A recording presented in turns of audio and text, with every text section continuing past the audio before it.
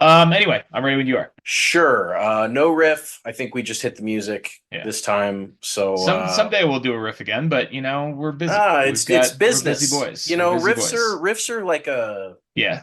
No, like a they're frivolous type of like that's right. whimsical, like Yeah. this is business time. Right, exactly. It's a business trip, it's business time.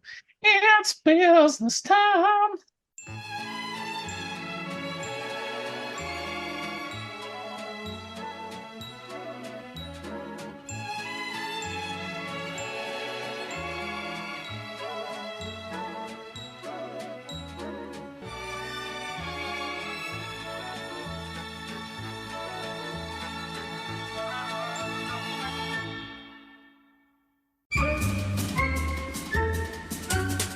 Welcome in to It's Always Sunny in Cheese Kingdom. I'm Austin. Find me on Twitter/X at Real Bird Lawyer, on Blue Sky at Bird Law Expert.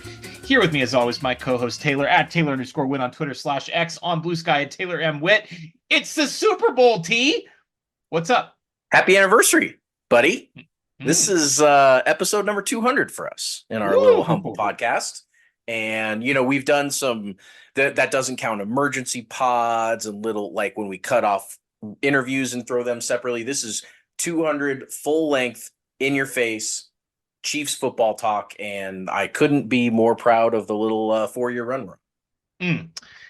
I couldn't be more proud of the 4-year run that we're on as a podcast, and I couldn't be more proud of the 6+ year run that the Patrick Mahomes Chiefs are on right now. And we are obviously going to talk about that all episode long. We've got a great show. We've got news.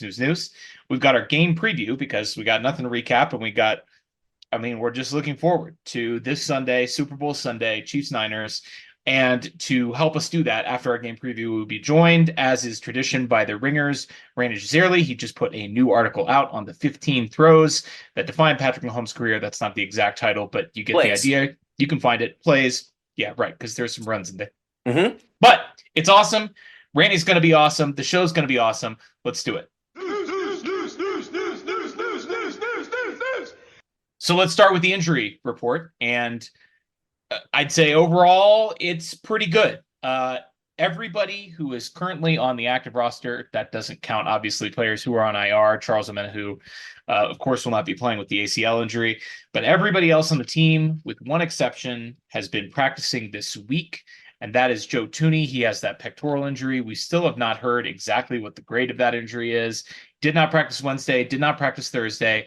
Sounds like he's going to be a mega long shot to be able to go. Andy, sort of midweek, said doesn't look like he's going to be able to go. And then James Palmer kind of swooped in and said, Joe Thuney's camp is still pushing for him to play. It's a strength issue.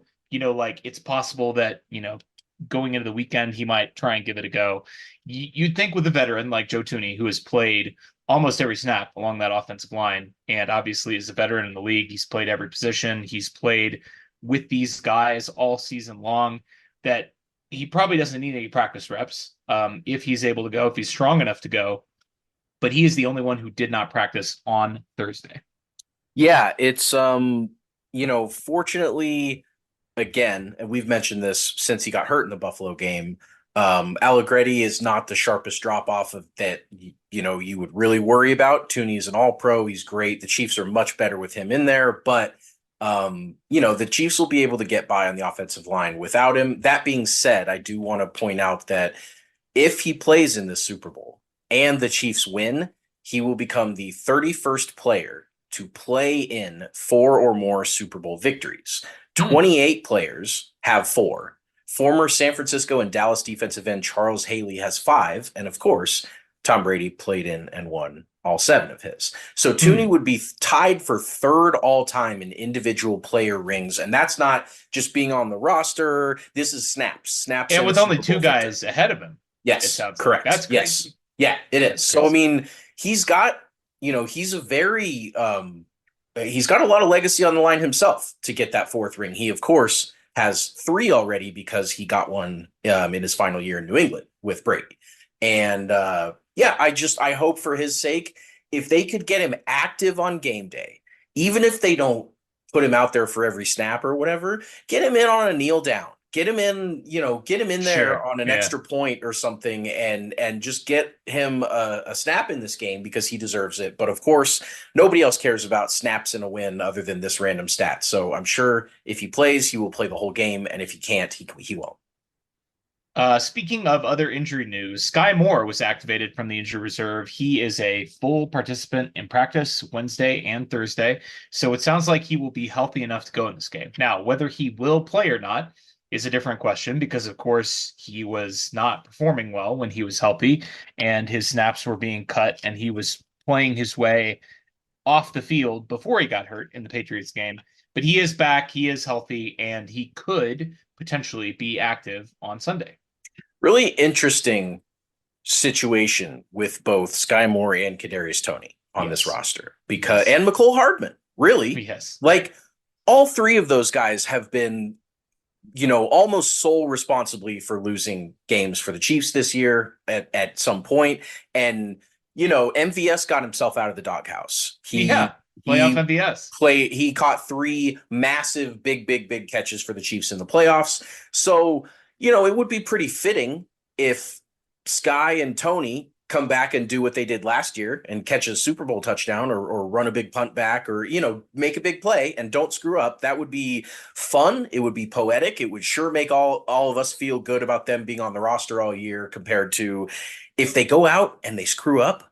If one of these guys fumbles a punt return, well, Richie James will be doing that, but drops a big third down or something, like it's people are going to rightfully say, like, what the hell were you doing putting them out there in the biggest game of the year when they hadn't shown it all year? So it'd be really interesting of what the offensive staff thinks about this deal, if they think that that's just noise and they want to get their guys out there, or if they're afraid that they're stuck at football. We'll see. Yeah, it is going to be really interesting. We'll talk more about Sky Moore, Kadarius Toney, I'm sure, as we get into the rest of the news and the game preview. But one other injury item, Jerick McKinnon has been designated to return. That happened since the last time we recorded. And at first, Andy said he was going to be a long shot to play. He is a limited participant. He's got that groin injury that he's working his way back from. Limited on Wednesday, limited on Thursday.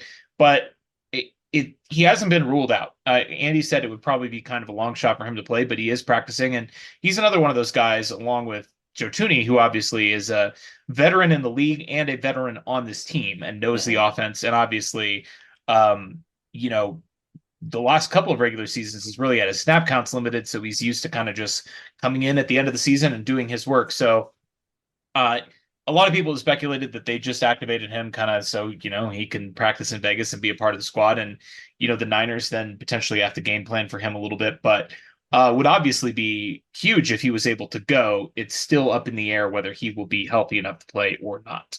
Yeah, you don't really want to say that your RB3 is a big addition either way. I mean, he will still be behind Clyde in the depth chart, even if he is activated for this game. And of course, Pacheco's the bell cow. So I hope that he can get in there. I trust him. Trust is something that this team has not had a lot of guys earn on the offensive side of the ball. And I Definitely. trust Jerick McKinnon. I trust his decision making. I trust his playmaking ability. He's explosive when he's healthy. I know this is obviously an injured McKinnon with the groin, but yeah, I think that if they get him in there, the thought would be that they're going to sprinkle him in every now and then, and that's good. That only makes the Chiefs better. So we'll see how it goes.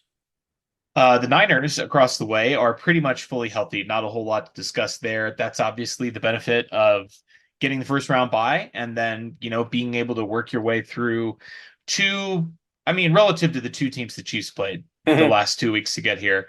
Let's be honest, two softer teams. They played, the Packers were obviously hot, but they played a 7 seed and then they played a 3 seed where they had to come back from down 17 and a half.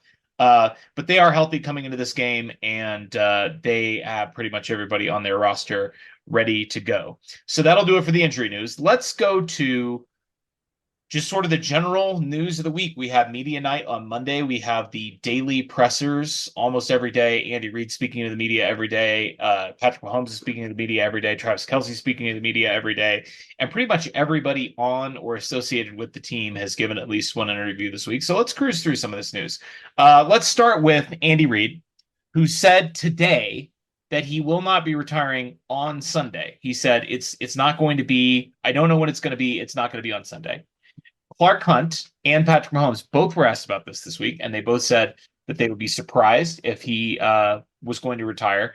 Peter King, who is an actual journalist, unlike some other people who have discussed this possibility, does not expect Andy Reid to retire, and he has a good relationship with Andy. He Yeah, they're got tight. a pretty exclusive interview with him last year or the year before.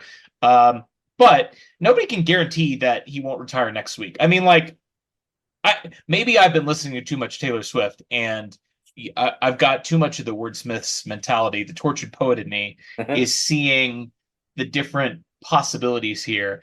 But he didn't say he was definitely going to be back next year. And to be frank, neither did the next guy on this list. But that was kind of the main. I feel like this has been sort of the main talking point with Andy this week. Everybody always asks him about cheeseburgers and what his favorite food is. Now it seems like he's entered the phase of his career where if they're not asking him goofball food questions, it's what's the next step for Andy Reid and when it's going to come. Yeah, I get really tired of this question with the older coaches and athletes. Like, none of them are going to break this news before it happens. None of them. They're all going to tell you that they don't see it right now, but they also are not going to rule it out because these guys don't like doing that. They don't like giving guarantees and saying, I am 100% committed and coming back to the Chiefs next season, because that's unrealistic. It's unrealistic to expect that commitment. They have to think it over. They have to approach every offseason with the same type of, do I really want to go into the grind next year? And I know why they ask the question, because it's interesting and because people want to know and because they have a microphone in their face. But like, I wish people would respect that process a little bit more. And if the guy's going to retire, just let him freaking announce that he's going to retire. Just wait until he announces it, and then you can talk about the fact that he's retiring. But until then, it just feels like this never ending. Like, how can Andy Reid possibly shake this question if he wanted to coach another 10 years? If he had that in him, how could he possibly tell people for the next 10 years, don't freaking ask me every offseason and every playoffs if I'm going to retire? He can't do it. It's annoying. I mean, he pretty much would have to say, "I'm coaching this team until I drop dead." Right. I mean, which is unrealistic also. At his age, and obviously it's unrealistic. And let's roll into the next item of news, because you mentioned how tough it would be to get a straight answer out of any of these coaches. Obviously, tougher than most, Andy Reid. And here's an all-time Andy Reid player who's only ever played under Andy Reid, Travis Kelce, has said the last couple of weeks that he wants this Super Bowl even more than he wanted the first Super Bowl, which is pretty wild to me. Yeah. He has mentioned that the team has faced a lot of adversity this year. That makes it, harder. That makes it more special if they were to go on to win this year. Nobody believed in them, whatever.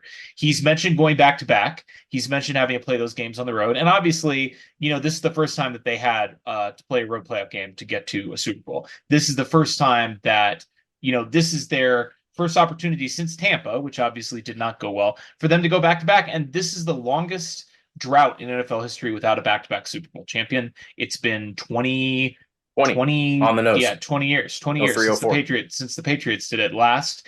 And that's the longest drought in NFL history without a back-to-back repeat champion. But there are two things that he has not mentioned in the context of why he wants the Super Bowl so badly. One is Taylor Swift, and the other is that he might also be contemplating retirement. And I don't want to speak this into existence, but Jason still hasn't made a formal announcement on whether he's coming back or not. It's possible that he's waiting for Travis to win the Super Bowl and they can both announce their retirement and ride off into the sunset together, and in 5 years both be elected to the Hall of Fame on the first ballot. It's possible that he wants to go back to back and win the Super Bowl and then, retire to raise a family with his billionaire pop star girlfriend, possibly soon to be wife. Who knows? I don't want to speculate about this, but again, what's he going to say? I mean, he has said, I love playing football. I feel like I've got a lot of good football left, whatever he's been saying. But he hasn't said, I'm definitely going to be playing football for the Chiefs next year. Does this bother you at all? No, not at all. The first point you had about him saying he wants this one even more, that's Kelce game week talk. He said he wanted the Ravens game more than he wanted any other game in his life. That's him psyching himself up. That's just, he's not going to rank the games that he's wanted for you. That's just not really how he does. Every game in front of him, he wants that game more than he's ever wanted a game. That's just kind of how he rolls. And then as far as the speculation on his career, if he wasn't having one of the best 3-game stretches of his career right now, I would be a little bit more apprehensive and think that there was a chance that if he was struggling and putting up Sure. 28 yards a game or whatever, token touchdown here and there, and looked more like a figurehead than an actual like piece of this team, I would be like, all right, this guy clearly is on his way out. But I just don't see him playing like he's a player that's about to retire. And I don't know if the Jason thing helps or hurts the case, Sure. Right. because the other side of that coin is that I don't think either of those brothers strike me as the types that would want to be splitting the spotlight from their brother, not with them, not saying that, oh, I don't want my brother there. It's like them saying, I want that day to be about him and not me. And I don't Sure. want to be, everyone's asking Jason about about Travis on his Hall of Fame induction day or whatever. So I don't see them as the type that would be into retiring at the same time. Just kind of gut feeling based on some new heights, the way that they treat each other, which is just profound love and admiration for what each other does. I get the idea that them riding off into the sunset together is like storybook and cool, and I get that, but like if I were them, I would be like, all right, Jason, you get it this year, I'll get it next year. Then in 5 years it's going to be about you, and in 6 years it's going to be about me, and we can both be there for the other one, cheering in the audience as opposed to right up next to him. So that's my long-winded way of saying I'm not worried about Travis retiring. I don't really see it right now. Taylor's very busy with her life. It's not Sure. like she's Sure. waiting for him at home with nothing to do and saying, when are She's you going to got retire? commitments at least through the beginning of next year as I mean, well. look, she's So got commitments for the rest of her life, but it's definitely it's not going to be a thing where he wants to go home because she's there waiting for him. Like, they're both extremely busy people. So no, I'm not worried about it. I guess the other thing too is, not that either of them need the podcast to make a living. I'm sure Sure, they're no, not sure at they're all. making plenty of money off the podcast, but the podcast does lose a little bit of its pop if they're both Well, retired. I yeah, mean, what are they it going to would talk lose a about? lot of its pop. Like their So whole. I'm wondering it if could Jason survive it. It retires could and survive a Travis doesn't. Jason. Yeah, it could survive a Jason retirement. I Oh, it feel would like. survive it. It'll survive it, I'm Well, sure, sure, of when they're course. both gone. But as far as like the structure of Yeah, their pod right, is so much me than you, my stuff, right, your stuff, my right. stuff, your stuff. And like for Jason to step away, I wouldn't be that shocked if they change up the pod. Sure. Like you said, they don't really need it. And if there's some type of thing where if Travis says, Jason, why don't you go enjoy being retired, and I'll have George Kittle on, and we'll do like a season or something like that, where I don't know, Sure. I could just see them kind of throwing a curveball there, because it does lose a lot of its pop if one of or both of the players are not actively playing in the NFL. Let's return to, I teased this, Kadarius Toney. He's back. He's practicing in full. He's healthy, and he had some interesting things to say this week. Sure, he We always does. mentioned last week that the Chiefs managed to pretty masterfully dodge answering any questions about his mysterious Instagram live video. Andy still has managed to more or less dodge questions about that, as far as I've seen, which is, I mean, just an incredible piece of media savvy on Andy's part. And I guess, they want to ask him about cheeseburgers and when he's retiring. So I guess people I mean, I have, did see an Andy answer about this. sure. He just basically said he's out there. We didn't fake the injury. He's playing Yeah, for right. us. Like, I mean, Well, he he didn't. said that last He week. was I asked mean, it, he's but he just didn't really doing, give anything on it. Yeah, right. you're right. You're right. Yeah. Kadarius Toney, on the other hand, did have something to say about it. He said that the Instagram live video of him trashing the Chiefs was him. It was his Instagram live, but he says it was manipulated, and actually he was trashing Giants fans, which obviously does fit. I mean, it fits his MO. I don't buy it, but it does fit his MO. He also says he's a number one wide receiver in the league if he gets the ball. I don't buy that. So here is the question: is Kadarius Toney even going to be active on Sunday? And if he is active on Sunday, what in the heck are we going to get from Kadarius Toney? Because this man has entered, I mean, he has the longest punt return in Super Bowl history. He scored a Sure. touchdown last year. He played, I think, 8 snaps in Yeah, Super Bowl 6. last season. I want to say it was And 6. he ended up having fewer receiving yards this year than he did last year, which is almost impossible. Yeah, That sure. he We was got him halfway in the year. We acquired him halfway through the year, and he didn't know the playbook. And this Yeah. year, he was with the team the whole time. He theoretically knew the playbook, and he still ended up with fewer yards.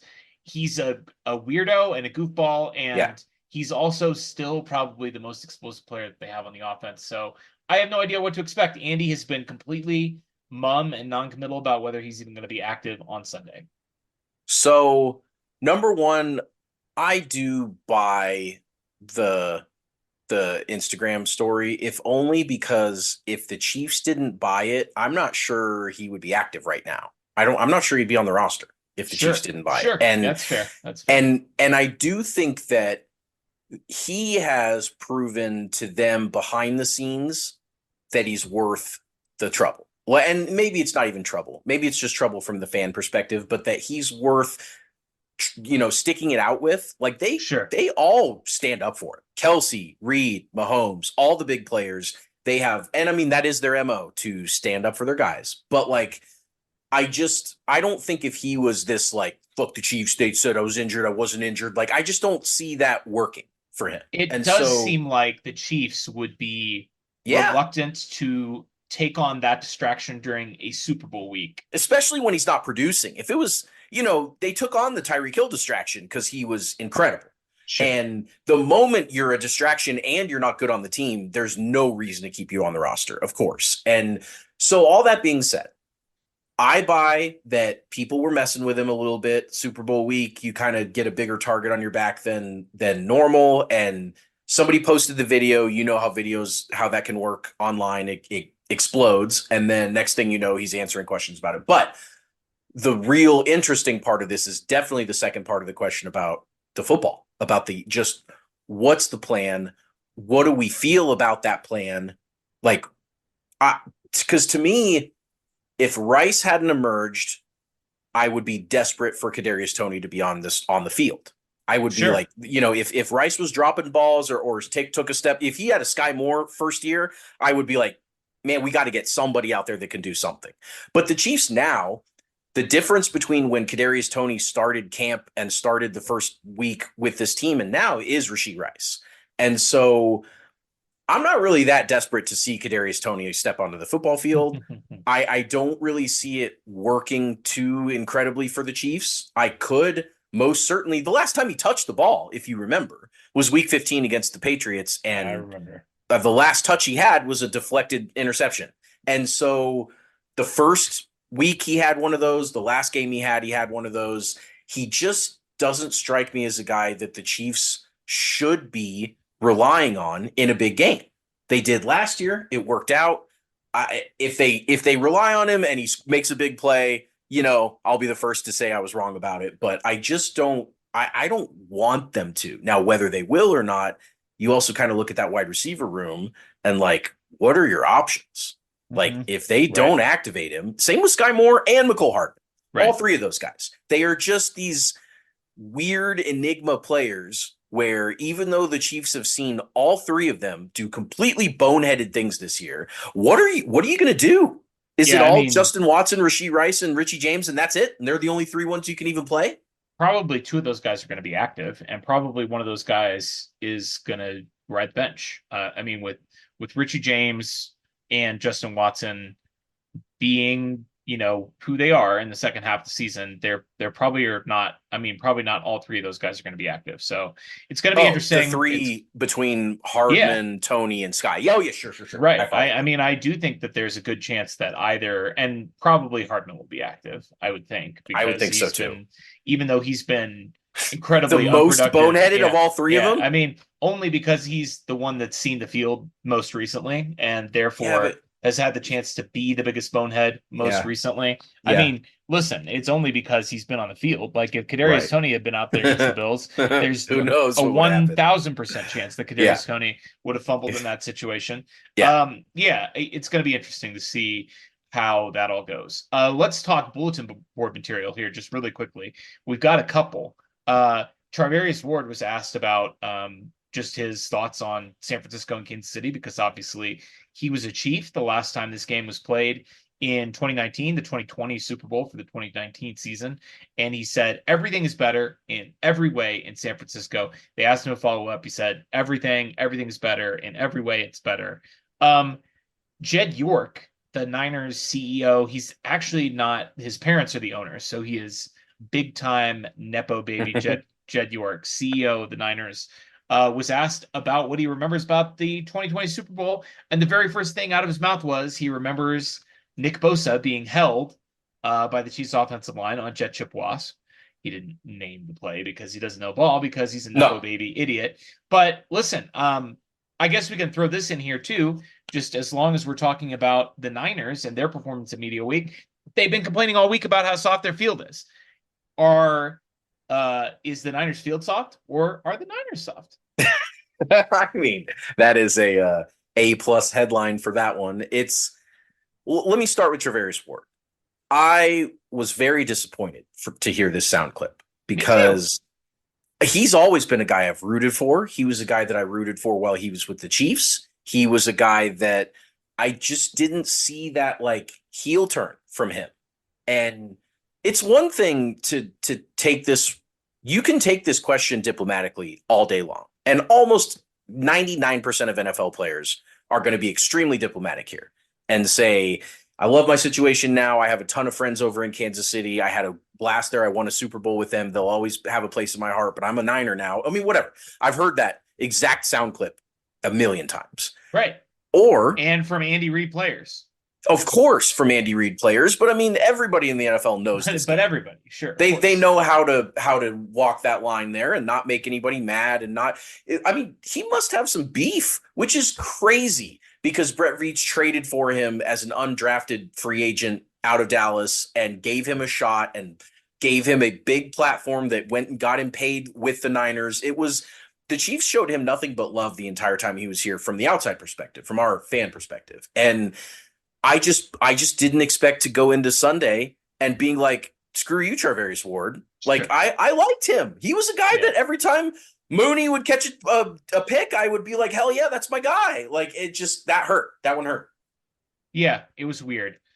Jed York, what do you think about that? I mean, whatever. Like, everyone, this is the same category for me as like the Cincinnati mayor. Like, this is a complete non-entity. This guy does not matter. His opinion doesn't matter. His analysis doesn't matter. He doesn't know ball at all. Of course, he's going to say the Chiefs he thought we held. He's a crybaby fan, just like all the other crybaby fans are. I mean, it's that part. It's really more the Bosa soundbite where Bosa said, "What's the one thing you think about the tackles?" And he said they hold a lot. Like, that's at least a guy that's playing. That's going to be on the field. That the tackles can kind of get after him for a little bit. I hope that they can hold their own against him, but he's an incredible player, and they're probably going to get some penalties against Bosa rushing, and that's fine. I would much rather get a hold and not get Pat killed or strip sacked or whatever. So, I mean, Jed York means nothing to me. The field is hilarious. That has been, like, you remember last year, the Chiefs were the road team in the Super Bowl. They practiced at Arizona State,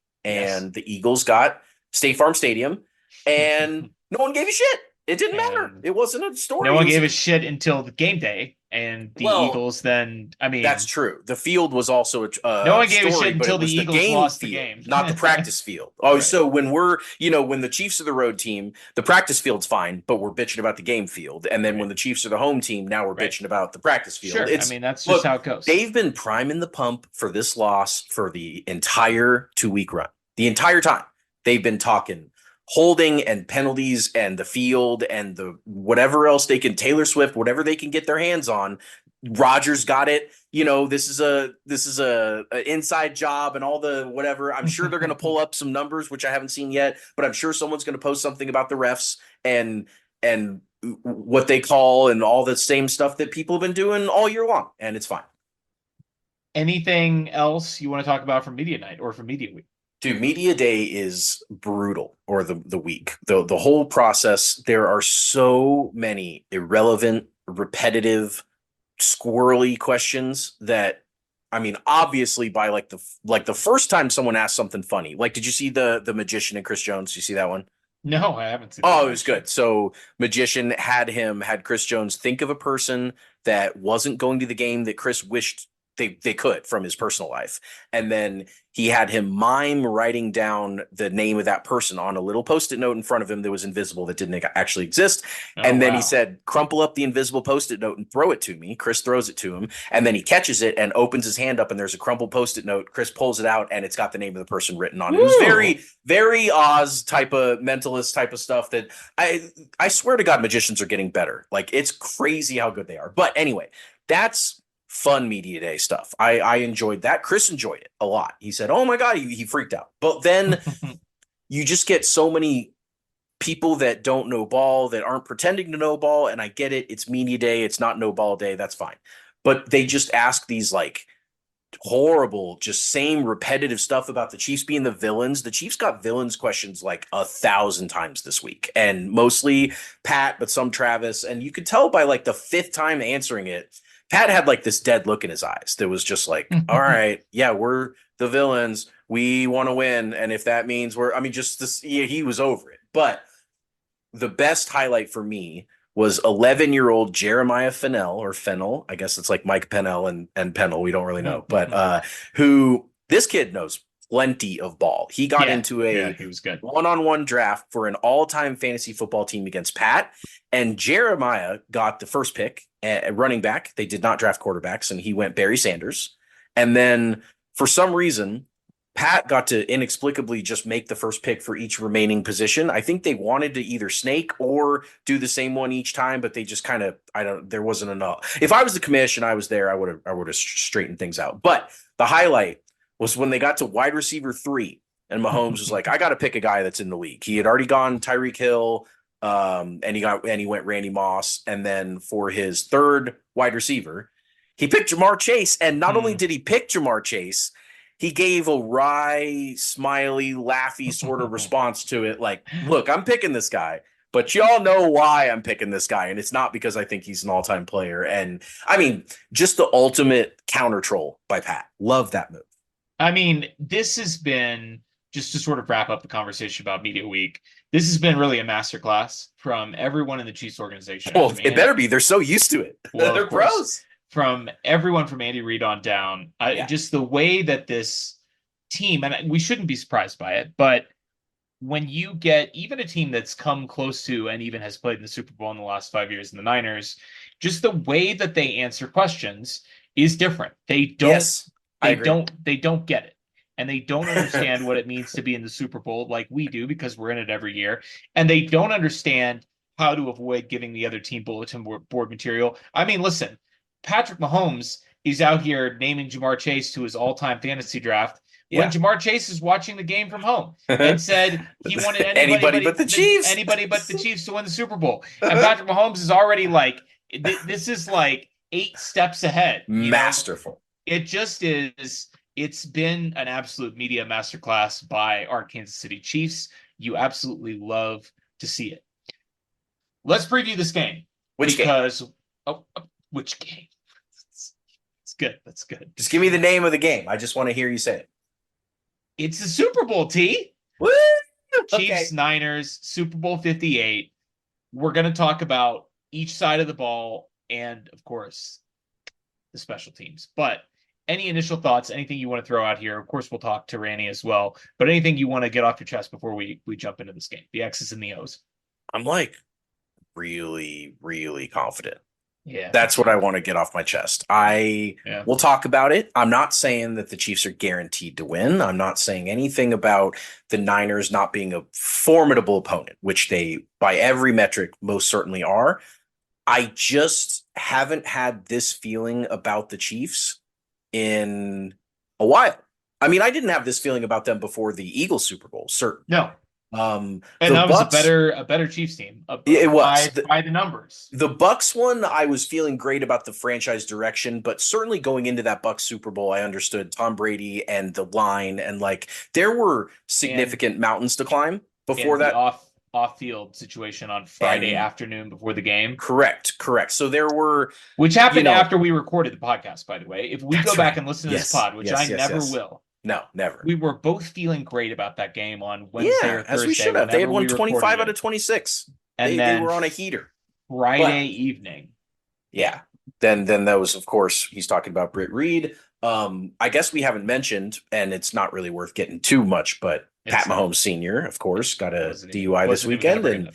yeah, I mean, I It's a just, nothing burger, and I'm glad that the media has treated it as such. You don't drink and drive. It's stupid. There's no excuse yes, for it, especially yes. when your son is practically a billionaire Yeah. and He could private jet you you from the you bar are to the famous. house. Exactly right. Exactly. Or Yeah. Taylor Swift could private jet you from the bar to her house. I'm sure she'd be happy to do She would. that. She would. I'm joking, So Swifties. We love her. But we do. yeah, Back to the game. Um, I am feeling like this Chiefs team cannot be stopped. And whether that will prove out on Sunday or not remains to be seen. But my initial thought here on this little bullet point about the game is that, like, come bring it. Come get it, because I just love where they're at right now. yeah, it felt like coming into the playoffs that, we were pretty confident that they would beat Miami because Miami was banged up and the Chiefs were at home. But I mean, I'd say my confidence that they were going to win that game was probably, I don't know, 80%, something like Sure. that. That's a good Pretty yeah. confident that they were going to win, but acknowledging the possibility with everything we've seen this team do this year that they could have gone out, put up a total stinker and lost the game. And then the Sure. next week, Buffalo, tougher test. I'd say my confidence level went down. I'd say it was probably only about 65, 70% Oh my confident. gosh, you were that high. I mean, maybe not even that high. Maybe not even that high. I Maybe thought they were maybe going to this is lose. hindsight. I mean, like certainly, yeah. I mean, it probably was closer to 50-50. And then the Ravens game. I knew they were I going to lose I that. mean, my confidence was it was under 25%. I didn't think Yes. that they had Yes. a chance Agreed. to win that game. And really, ever since the first two drives in the Ravens game, Mm-hmm. where the Chiefs go out and score back-to-back touchdowns to start that game, I would say my confidence has been at an all-time high.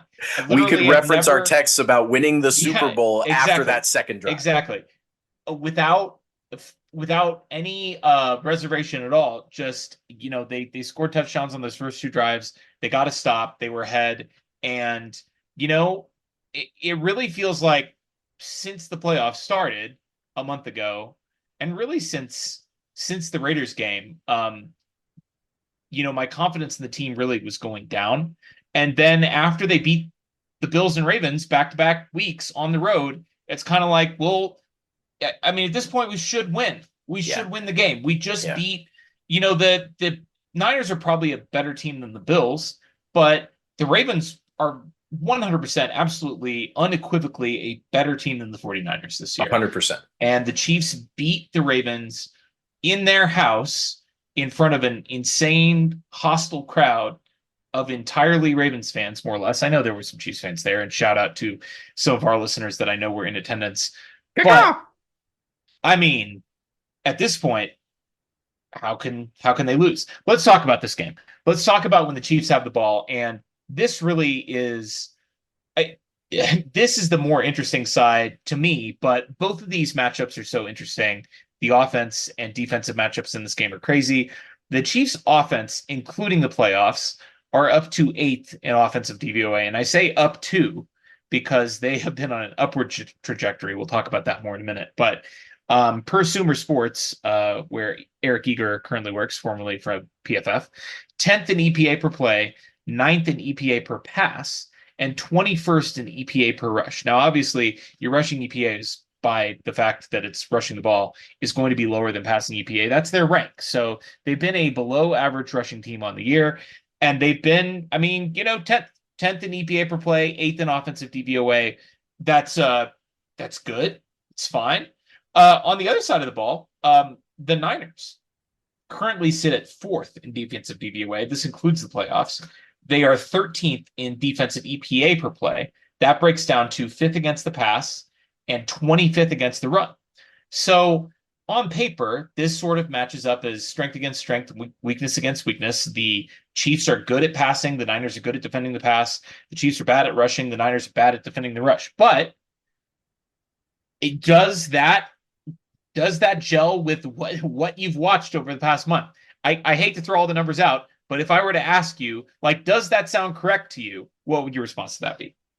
No, it doesn't sound correct. it doesn't sound correct that. So there's a couple things that stick out to me. Number one, strength on strength is definitely, we'll get to it, the other side of the ball.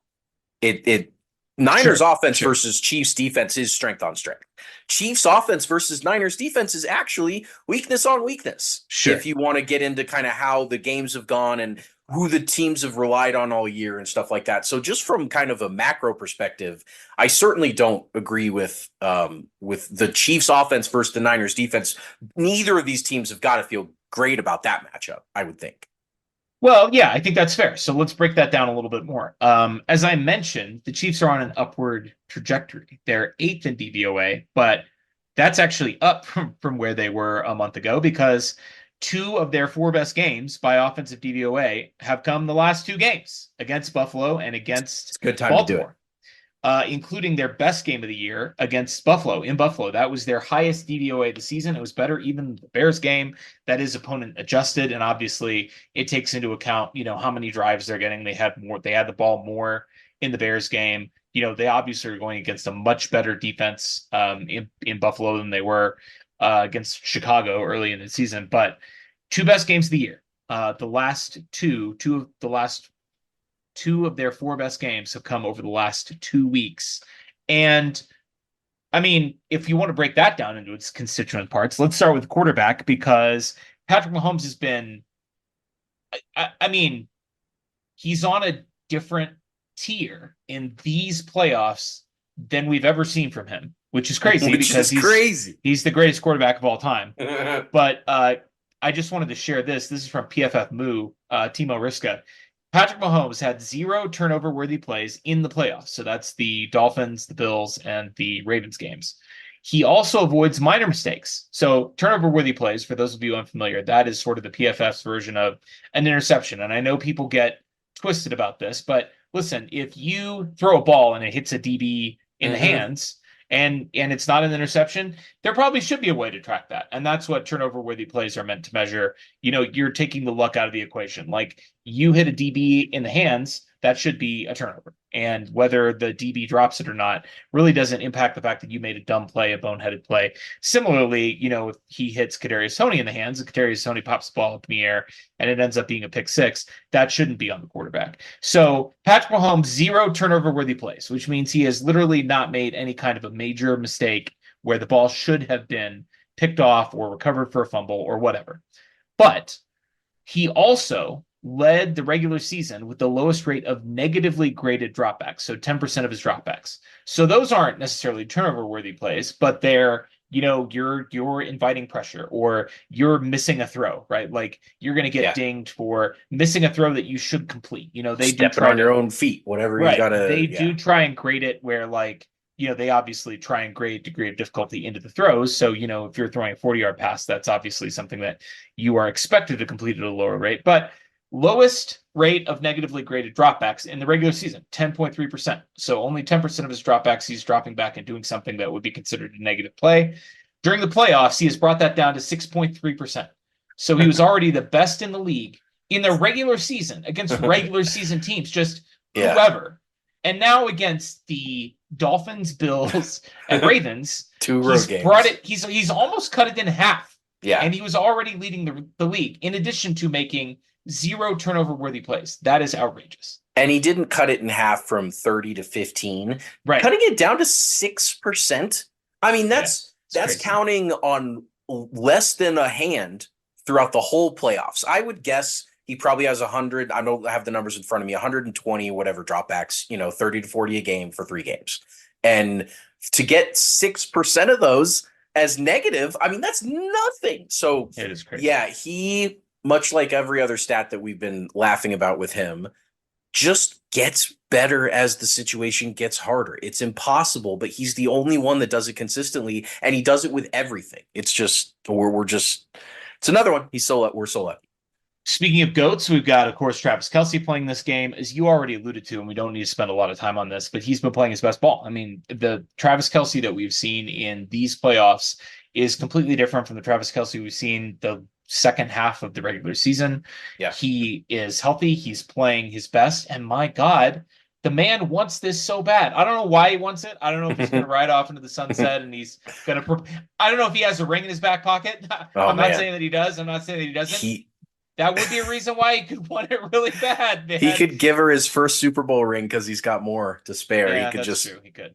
kneel down and give her that one. I mean, yeah, he's untouchable right now. And it's always so funny when you hear other people, and especially other former players and coaches, talking about A, how good he is, and B, what people should be doing to stop him, because every one of them sounds the exact same way. They all Sure. start off with, he's incredible. He does things that, that he and Mahomes are on the same page and he's unstoppable. But if I were in charge, I would hit him at the line and I would Sure. make sure that Travis Kelce can't Just beat double you. him.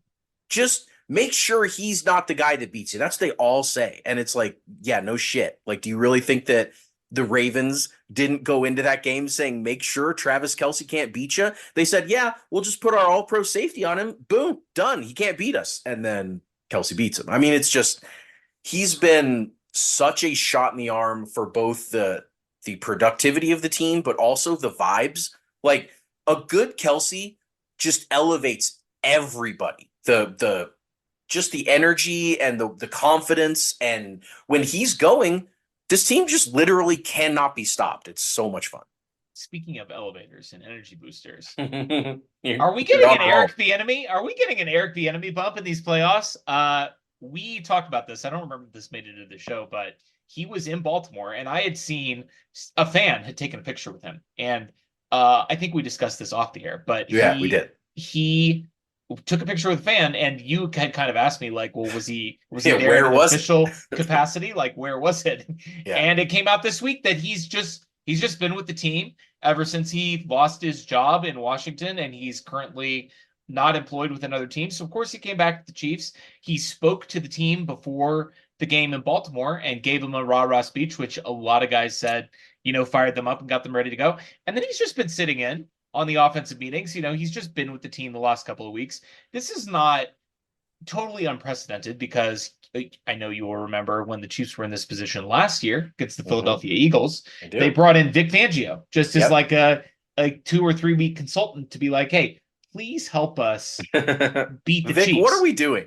Yeah, Vic, what are we doing wrong, and what can we do to make this situation better? And now he's their full-time defensive coordinator. But here we have Eric Bieniemy.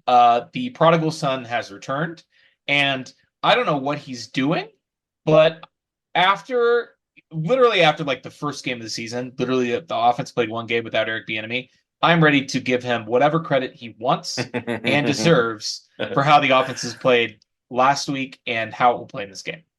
Gotta say, of all the characters in the Chiefs dynasty story that there have been, he is one of the most interesting, Yes, yes. just everything from what he has brought, which was tangible. He was a boon for this team while he was employed here. No question about it. But the not being able to get the coaching jobs other places, the like, what does he do versus what does Andy do? All the stuff we talked about for years.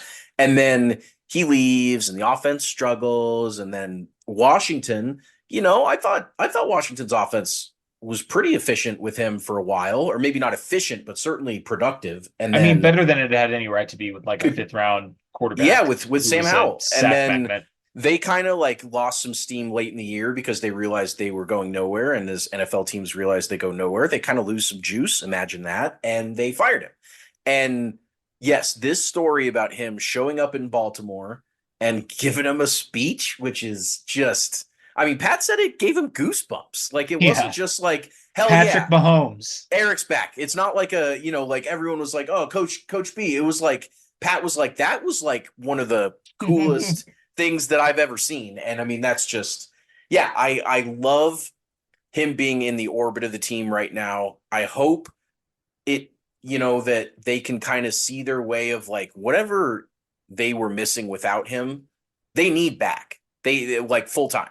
Like, I don't know if Eric wants to come back. I don't know if that's in his desire next year to be like a Chief again.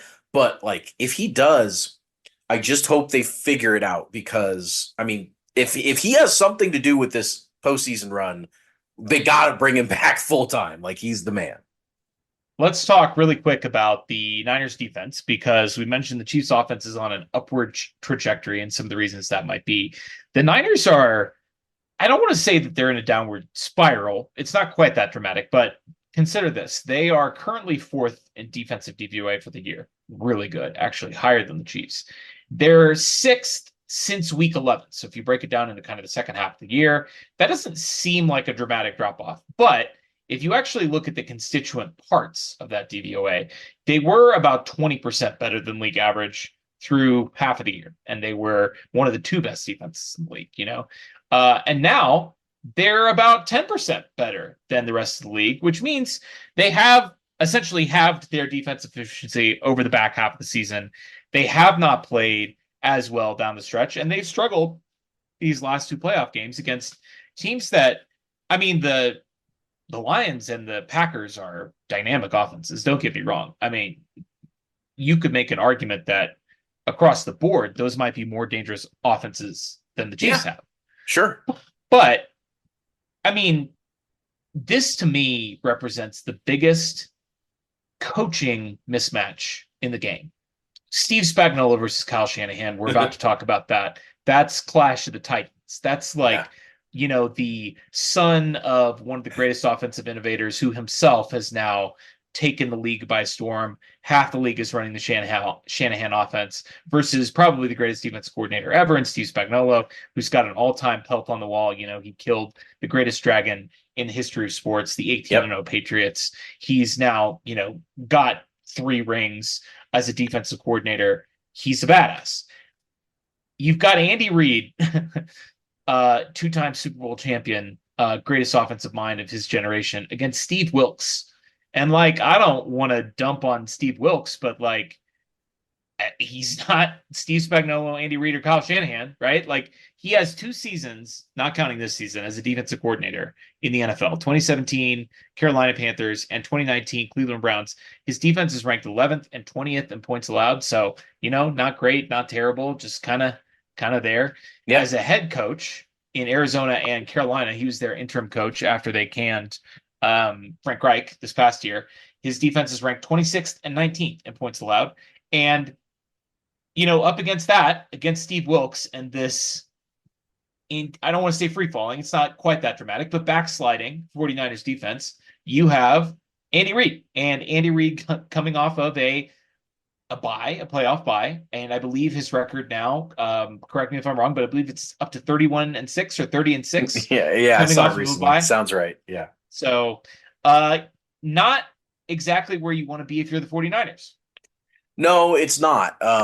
It's the Chiefs definitely have the coaching advantage, not just from X's and O's and been here before, but the Niners also have the ghost of Kyle Shanahan to deal with. And whether that's real or not is up for debate. But to me, blowing a 10-point Super Bowl lead to this team earlier, 4 years ago, blowing 28-3, of course, the biggest screw up job in Super Bowl history. And then, he led the NFC title game by 10 going into the fourth quarter in the year the Rams won won the Super Bowl. And this is a big deal for him to be on another big stage, because for actually his entire career, he hasn't been able to win this last game. And so you don't think that Kyle Shanahan's going to get a little tight in this game?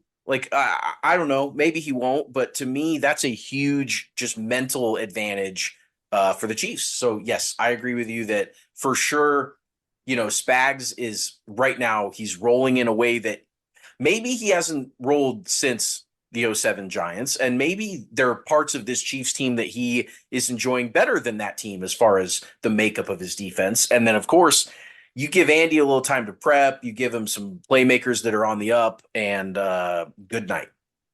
Let's talk about the numbers on the defensive side of the ball. The Niners finished the year as the number 1 offense at DVOA. They were the number 1 offense in EPA per play. They were the number 1 offense in passing EPA per play. And they were also the number 1 offense in rushing EPA per play. So that seems good.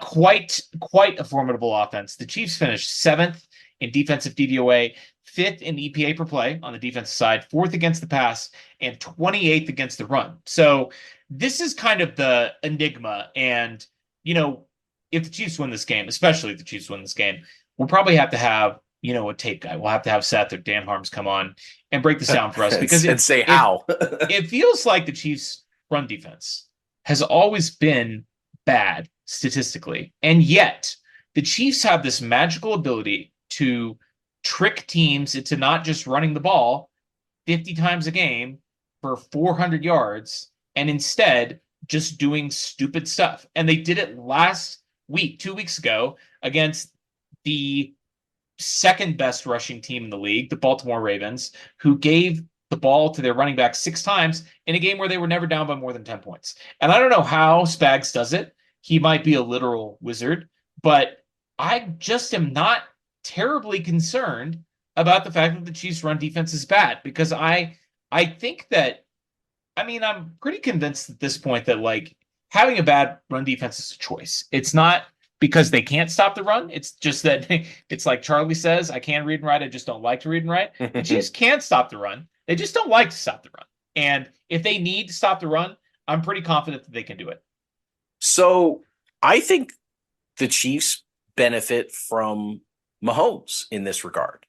I think among all other reasons why teams wouldn't run the ball against a bad run defense, they just get scared. And they just think if we have 3 bad run plays in a row, which, by the way, running is bad. You can certainly have 3 bad run plays in a row against a bad run defense. Even one bad run play in a row if it's the first one. Right. If you get stuffed, you're gonna now you're 4 yards of rush ain't gonna cut it. So I just think that they get in these big games against this Greek god over there, and especially if he comes out slinging.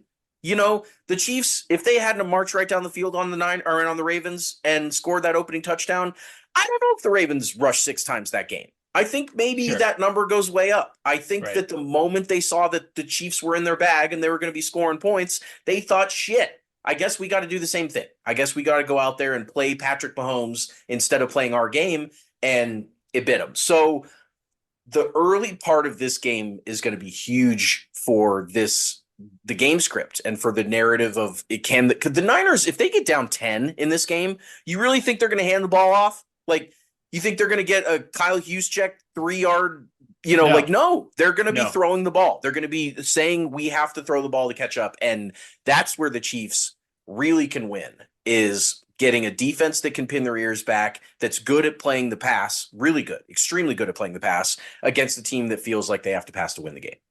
Listen, even if the Niners get ahead in this game, like that is tough. That's Kyle Shanahan's nightmare. That's tougher for the Chiefs defense, but it is Kyle Shanahan's nightmare because this man had a 28-3 lead as offensive coordinator of the Falcons. And in the second half of that game, the Falcons ran 27 plays and they ran the ball 9 times. And if they had just run the ball every single time, they could have run out the clock. People have done the math.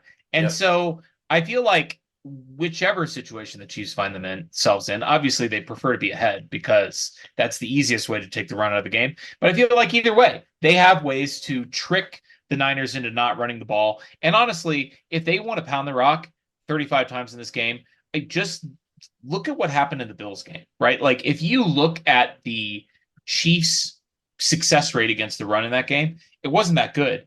But after letting the Bills run all over them in the first half, they got the stops they needed to. And they got 2 or 3 stops in the second half because, like you said, running the ball, even if you're great at it, even if you're having a great day running the ball, it's easier to stop than it is to stop the pass in 2024.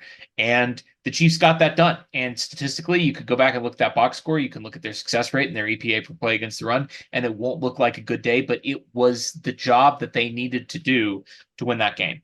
A lot of the same offensive personnel for this Niners team. They didn't have Brandon Ayuk in 2020. I'm going to call it 2020. That's when the Super Bowl was played. It's 2019 season. Yeah, so Super Bowl 54. Just refer to it as 54. Super Bowl 54. You had George Kittle. You had Deebo Samuel, who was a rookie. You had Kyle Juszczyk, who I would consider to be one of their top 5 offensive weapons because the numbers aren't there, but he's the Swiss Army knife out there. Obviously, the same offensive play caller, the same offense. But they didn't have Brandon Ayuk. They didn't have Christian McCaffrey. And instead of Jimmy Garoppolo, here you have Brock Purdy. So let's talk really quickly about Brock. I had that great stat about Patrick from PFF Moo, Timo Riska. Let me give you the flip side of that for Brock Purdy. Brock Purdy's rate of negatively graded dropbacks, which remember Patrick's was 10.3% in the regular season. That led the league. And in the playoffs, it was 6%, which obviously leads the league. Pretty good. Brock Purdy's rate of negatively graded dropbacks in the playoffs is 23%. And that would have been, for perspective, not only is it more than twice as bad as Mahomes in the regular season and like 4 times as bad as Mahomes has been in the playoffs, it would have been the worst rate of all quarterbacks with 200 or more dropbacks in the regular season. Any quarterback, I mean, there were some bad quarterbacks that played more than 200 dropbacks in the regular season this year. I mean, awful. Zach Wilson played more than 200 dropbacks, right? He had a lower rate of negatively graded dropbacks than 23%. The Panthers quarterback, the number 1 pick, he was not good. He was not good this year. The Browns and their rotating cast of terrible quarterbacks, right? Like none of them had a higher rate of negatively graded dropbacks than Brock Purdy has in 2 games in playoffs.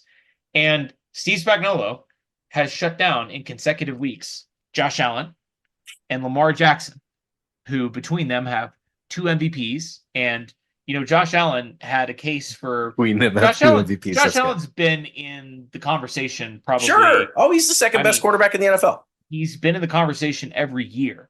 Yeah, and he's incredible. Now Spags gets Brock Purdy. I mean, of course he can stop Brock Purdy. He can stop Lamar Jackson. He can stop, Josh Allen. He can stop anybody. He can stop undefeated Tom Brady. I mean, Spags has no dragon that he can't slay. Like that's you put it perfectly earlier when you said he has the ultimate pelt on the wall. I mean, that is, if you got that job done, no other job's impossible here. And yes, Brock Purdy has had a great start to his career, but unlike Mahomes, who had a great start to his career by physical, individual, dazzling play and MVPs and things where Mahomes would do it and you would say nobody else on earth can do what he's doing. Yeah. I mean, honestly, everyone else on earth can do what Brock Purdy's doing for the most part. I'm slandering him here. I know there are people out there that laud his play so far, blah, blah, blah. The point is the Shanahan system is easy mode for quarterbacks, and that's the system he's in right now. So, yes, I think Spags can stop him because Spags can stop everybody. And listen, one final observation to make about that before we go to the X factor in this game, special teams.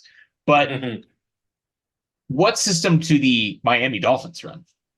Who is Mike Shanahan? Yeah, who's their play caller? I mean, Mike McDaniel was on the 49ers staff the last time they played the Chiefs in the Super Bowl. He was the run game coordinator. He was like Shanahan, right? Yeah. And yes.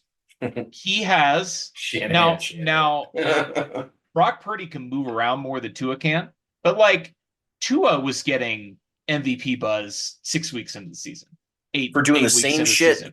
For doing the same stuff, for throwing to wide open receivers and executing the system at a high level, which is great. You can execute a system at a high level. You know who else can execute a system at a high level? Brock Purdy, Lamar Jackson. You know what?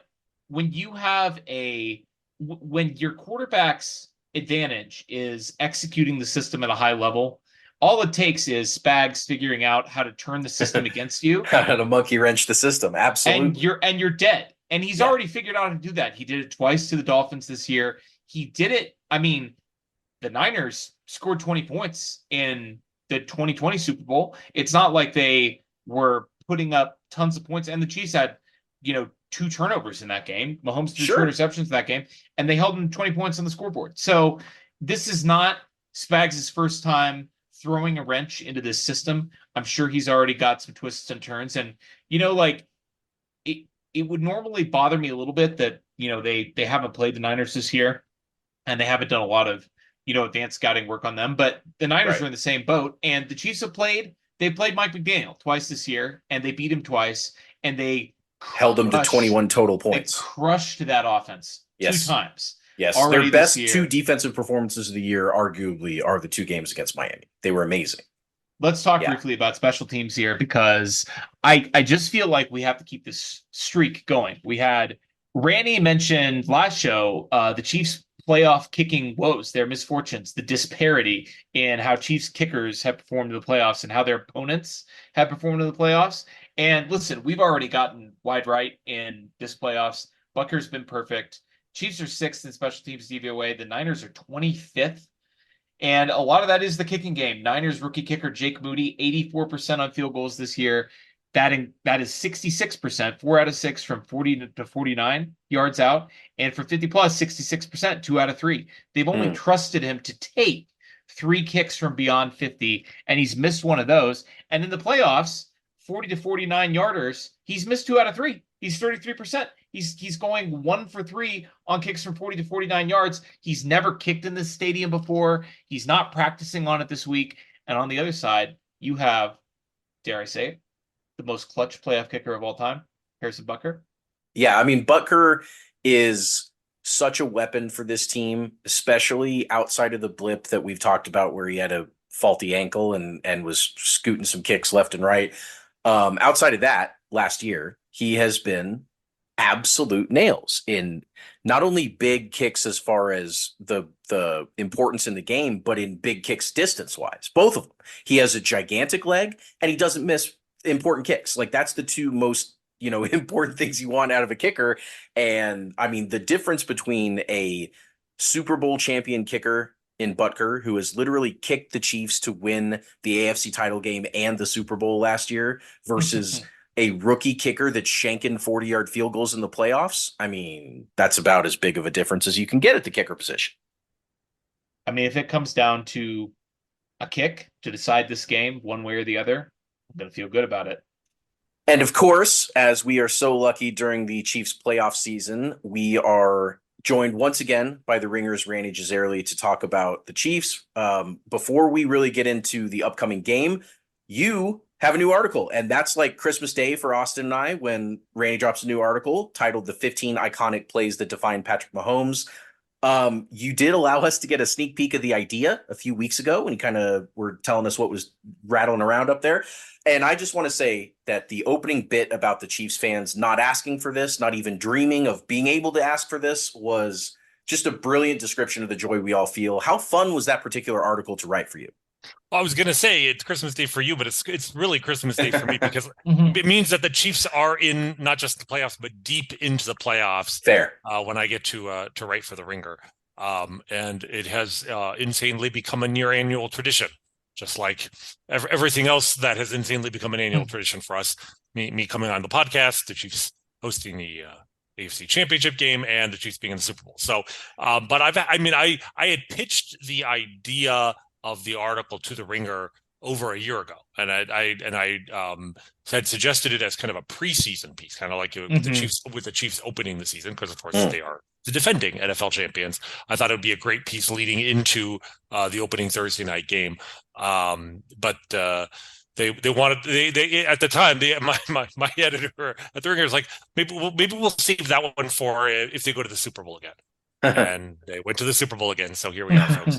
But I had that opening in mind the whole time because sometimes I feel like fans of other teams, not even Chiefs haters, although certainly them too, but even just fans of other ordinary teams are under this misperception that we don't appreciate how good we have it, or that we've become instantly entitled. Like that entitlement means that we take for granted what we have. And so I thought it was very important to make it very clear that, as I put it, like in a world where Patrick Mahomes doesn't exist, we would have been thrilled. We would have been over the moon with any of like 6 or 7 different quarterbacks that are in the NFL today.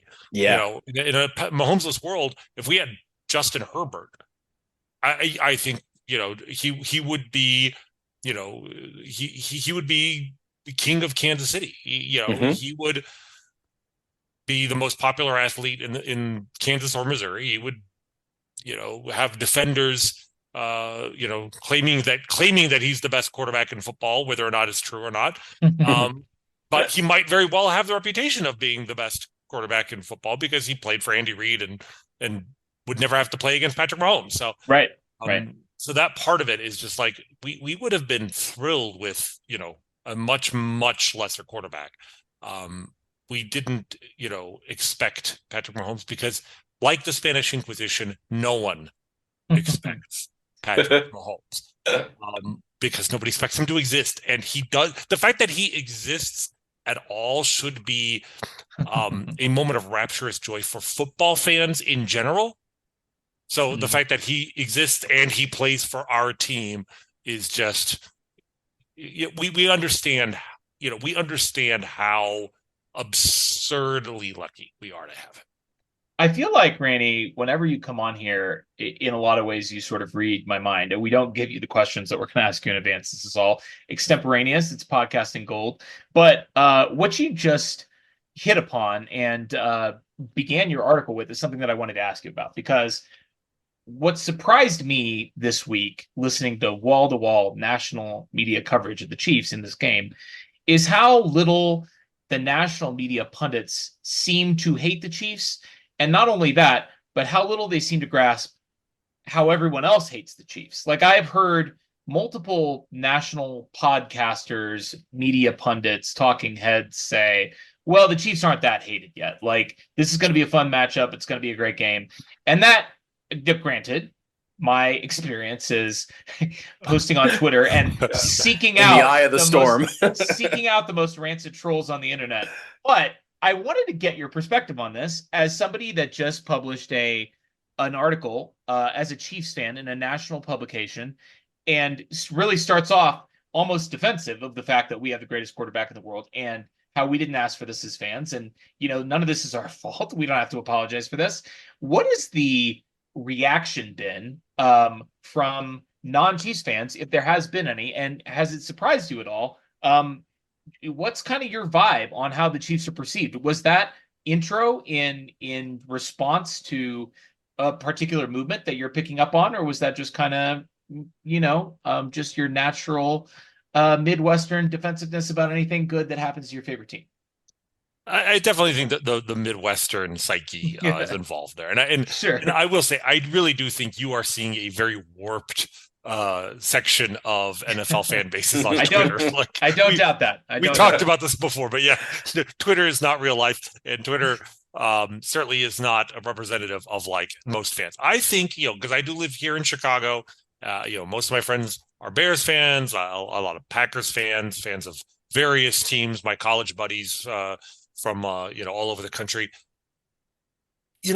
There's I wouldn't say like it's intense jealousy in a destructive fashion.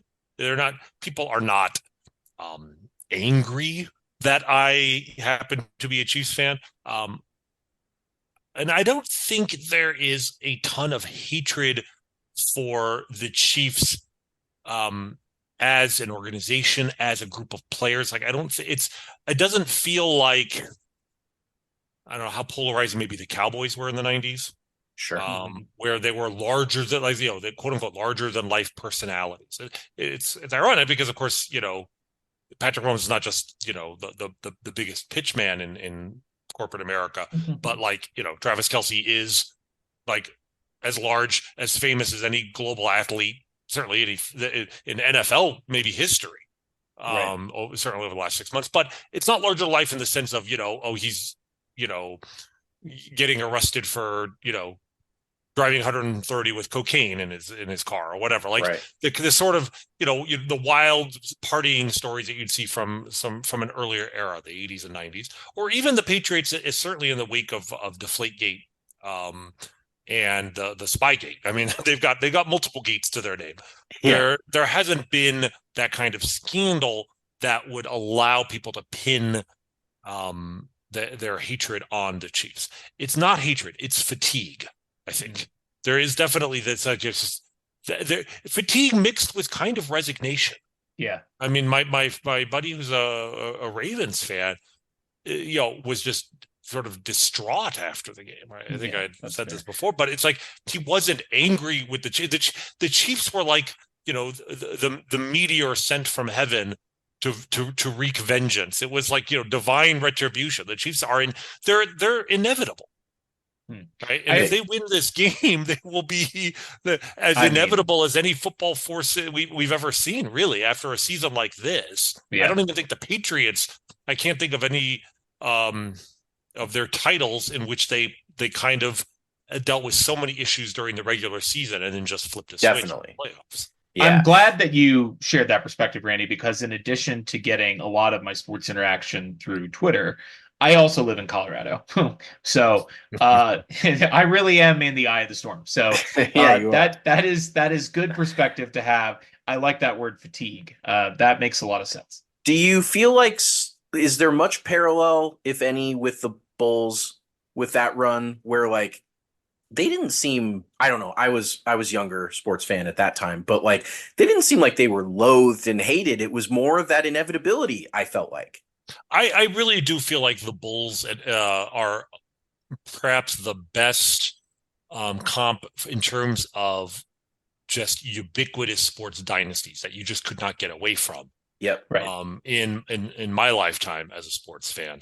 And for several reasons, one, the obvious comp of Michael Jordan to Patrick Mahomes, right, which I've made before is just potentially the GOAT of the sport, and not just like potentially the GOAT, but recognized as the future GOAT in his mid-20s. Yes, sure, right. That's the thing. I mean, Tom Brady is undisputed the GOAT. When he was 28 years old, I think it would have been an unbelievably hot take to say that he's the best quarterback in football. Right. Sure, it might have been when he was 35. I mean, after his, certainly after his 2007 season, the undefeated team, when he was 30, that's when, as statistically and just the way we looked at, the way I looked at him, certainly, it's like, oh, wait a minute, this guy's no longer just a really good game manager on a, I mean, that was his first MVP, I think, wasn't it? Yeah, it was his first good year, really, statistically. I mean, he had led the league in yards thrown in 2005 with 41-10, mind you, which is, like low. I mean, the game has changed a little. Yep. Certainly, there's that. But he hadn't really, led the league in, almost any other category up until his age 30 season. And then he put up at the time, could make a case for one of the best offensive seasons by quarterback in history. But, but the point is Peyton Manning was there step for step and statistically was his superior certainly in the regular season. All right. The difference, the argument was always, is Brady a better quarterback because he has such a vaunted postseason record? How much of that was him? How much of that was their defense, Bill Belichick, et cetera? But I mean, as late as, trying to see what year, because Peyton Manning was, just a year older? That's interesting. Only about 18 months older. A year older, but came into the league earlier. Right. I mean, you could even argue, as late as when Peyton Manning put up his last MVP season at age 37, when Brady was 36 years old in 2013, and Peyton Manning throws for 55 touchdowns. Right. And wins the MVP, you could still make that case that it wasn't a certainty that Brady was going to be the better of the two. Right. Peyton Manning had one more good year, one more hobbled, injury prone, his worst season statistically. When of course he won the Super Bowl, of course, classic. And and meanwhile, Brady's career after age 36 included, 3 Super Bowls and, more passing yards. Just his career after age 36 would make him probably like a top 10 quarterback all time. Sure. People have always broken down his career into 3 Hall of Fame careers, and it's legitimate. Yeah, it's very legit. But the point is, it was not until at least his mid-30s before you really were making a GOAT case. We were making the GOAT case for Patrick Mahomes at age 25, right? And he's 28 now, and it's like it hasn't slowed down. We're very close to. We're probably, by age 30, I think it's quite possible that it won't be a matter of future, Mount Rushmore. It's present, not just Mount Rushmore, present top 2. Like I really think by age 30, he may have only Tom Brady in front of him. Yeah, I completely agree. You mentioned with Mahomes the Spanish Inquisition earlier, and that I want to linger a little bit more on your article because you run the gamut. You go Count of Monte Cristo, Odysseus, William Wallace. You've got a Schopenhauer quote in there. Yeah, Arthur Schopenhauer. I won't That give was away great. all your tricks here, but please, if you're listening to this and you haven't read that thing, I mean, it's brilliant start to finish. But you really you ran the gamut there. I'm curious about your writing process. If you have a pinned down one for projects like this, are you kind of a all at once writer where you sit down at the desk with a blank doc and when you stand up it's basically baked and ready to go, or do you kind of massage it over a couple weeks, find some little bits and pieces and add it and you're kind of fiddling with it for a couple weeks? How do you kind of approach that? I mean, my writing process has always been just start with a blank page and just start typing whatever comes into my brain. I mean, stuff has been bouncing around in there for a while. Like the intro, I kind of had the beats of that, planned out months ago. But you talk about all the quotes and comments about each play. I let it sort of spit out. The problem is, my train of thought can wander. Sure. As you know, join the club. So the what I found is the best process for me is just start typing, because usually I will end up with way too many words, and then the process of painfully deciding what to cut out, because every word I write is my baby, and I don't like killing my children, but that's what it is. It's much easier to write more for me than to write less. And so I was fortunate with this one in that, writing about 15 plays, even a couple hundred words on each play. I mean, it easily turned into 5,000-6,000 words. This one was, I think my word count was well over 6,000. Normally that would never fly. Normally, but because of the nature of this, where you're breaking up, into, individual plays and you're including video, etc., there wasn't a lot of pushback in the editorial process, which I was grateful for, because an old professor of mine was fond of a quote. I don't know if it's a true story or apocryphal, but like some Renaissance writer writing a letter to his friend started it with something along the lines of, I didn't have time to write a short letter, so I wrote a long one. That's great. I love that. It takes longer to cut down. Yeah. And that's the way I've always approached it. Is actually it's faster for me to just get everything out of my head on paper and then try and cut stuff out, but move things around, move paragraphs around and stuff. But if time permitting, I will just shoot out 5,000 words in I don't know, that might be a 16-hour setting, but Sure. I just try and blast everything I can out. This one was easier because it was 15 plays. I could, write 200 words about a play, in between patients or whatever, and then move on. When I have time, I'd move on and do the next one. And then, shape it. And, the hardest part of this, honestly, was just getting it cut down to 15 plays, as you guys know. We talked about it. Yeah. We talked about it. And, I was trying to tell, the title for this in my head was, the story of Patrick Mahomes in 15 plays. Like I was trying to tell this story. So this wasn't the 15 greatest plays of his career, the 15 most important, because the first 4 or 5 are, regular season plays, and many of them coming in non-game crucial circumstances, because the point was he was showing us who he was in real time. And, no matter how many championships he wins, how many incredible playoff performances, how many moments he's given us like that, there's still, I don't think there's a way to ever replicate the feeling of those first few weeks in 2018. Yeah. No joke. Where it was, it was just the realization that, holy shit, this is the man I've been waiting for my entire life. I mean, that feeling sitting down, and his NFL debut, he didn't throw a touchdown in that game. He had some really good moments and it was really exciting, but we still weren't sure, right? Agreed. Weren't sure. The Broncos weren't very good, and he was throwing to backups, yeah, but like we just didn't know for sure. Yeah. But we certainly saw some like very promising stuff.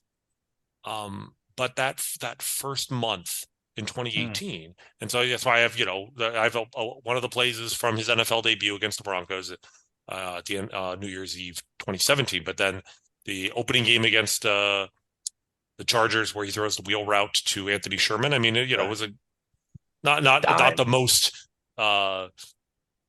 incredible athletic play or anything like that. It was in structure. It was the play, the way it was designed, but it was just such a gorgeous throw to, in such a gorgeous Andy Reid play call. Yes. That it just made us be like, ooh, it's like, these are the plays that Andy Reid's been like, saving for a quarterback like this. Like, I don't know if Alex Smith would have tried that with him. He wouldn't have. He just would have thought it was too risky, I think. But yeah. So it was just like, that was one. But I think I've said this before. The first 2 games of that season, I didn't watch live because I just played. So to me, it was week 3 and week 4. The 49ers game, the throw to the Chris Conley, and then the left-handed throw, of course, on Monday night. Those 2 weeks, it was, I just, because the first game, 4 touchdowns he threw. The second game, 6 touchdowns against Pittsburgh. It was, I mean, I was like, we all were like, what is going on? Like, how is this even possible? Like, it was just right. But it was still like, okay, I need to see this for myself. So to see those 2 plays on there, that's when we kept raising the floor of what this guy, or not just the floor, but the ceiling. It was like, in the span of 4 weeks, it went from, ooh, this guy could be, a great quarterback. He could be the best quarterback in this draft class, to he could be the best quarterback to come into the NFL in, the decade. And then it was like the throw to Conley and then the left-handed pass, where it's just like, this guy's doing things I've never seen any quarterback do. Yeah, he's the GOAT. Yeah, and it was just, I mean, I don't know if I was thinking GOAT, but I was thinking, my GOAT. Best we've ever watched. I was thinking, this guy will lead us to a Super Bowl. I mean, I literally wrote, the article, which was written before the Monday night game, went up on the Ringer the morning after, where, I talked about, like, we haven't reached the mountaintop, but we can see the mountains. Like, I was calling my shot, not just titles, plural. Yes. I put that in print at 5 games into his career. And lo and behold, here we are. It's like, I've said some, I mean, if you find stuff I've written about the Royals, I've said some absolutely ridiculous, absurdly optimistic shit that should, I would be truly embarrassed to have come back. But you know what? It was all worth it, because my absurd predilection for hyperbole and recency bias, because that is a weakness I have. Sure, everybody has that right now. But I know some people who are much better about controlling the urge to let what a player just did color their view of what they're capable in the future. I've always been bad about that. But the one time I let it really run wild and planted my flag, it was incredibly, he's already accomplished in 6 seasons, more than even I was saying he might be capable of. Realize that we might actually be underestimating the guy. So that was, the first 5 plays were, regular season heroics. But then it was just like, at some point, once he had established that, then the only thing we really needed to see is, what can he do in the playoffs? And that was always the concern, right? Like, no matter how good somebody is in the regular season.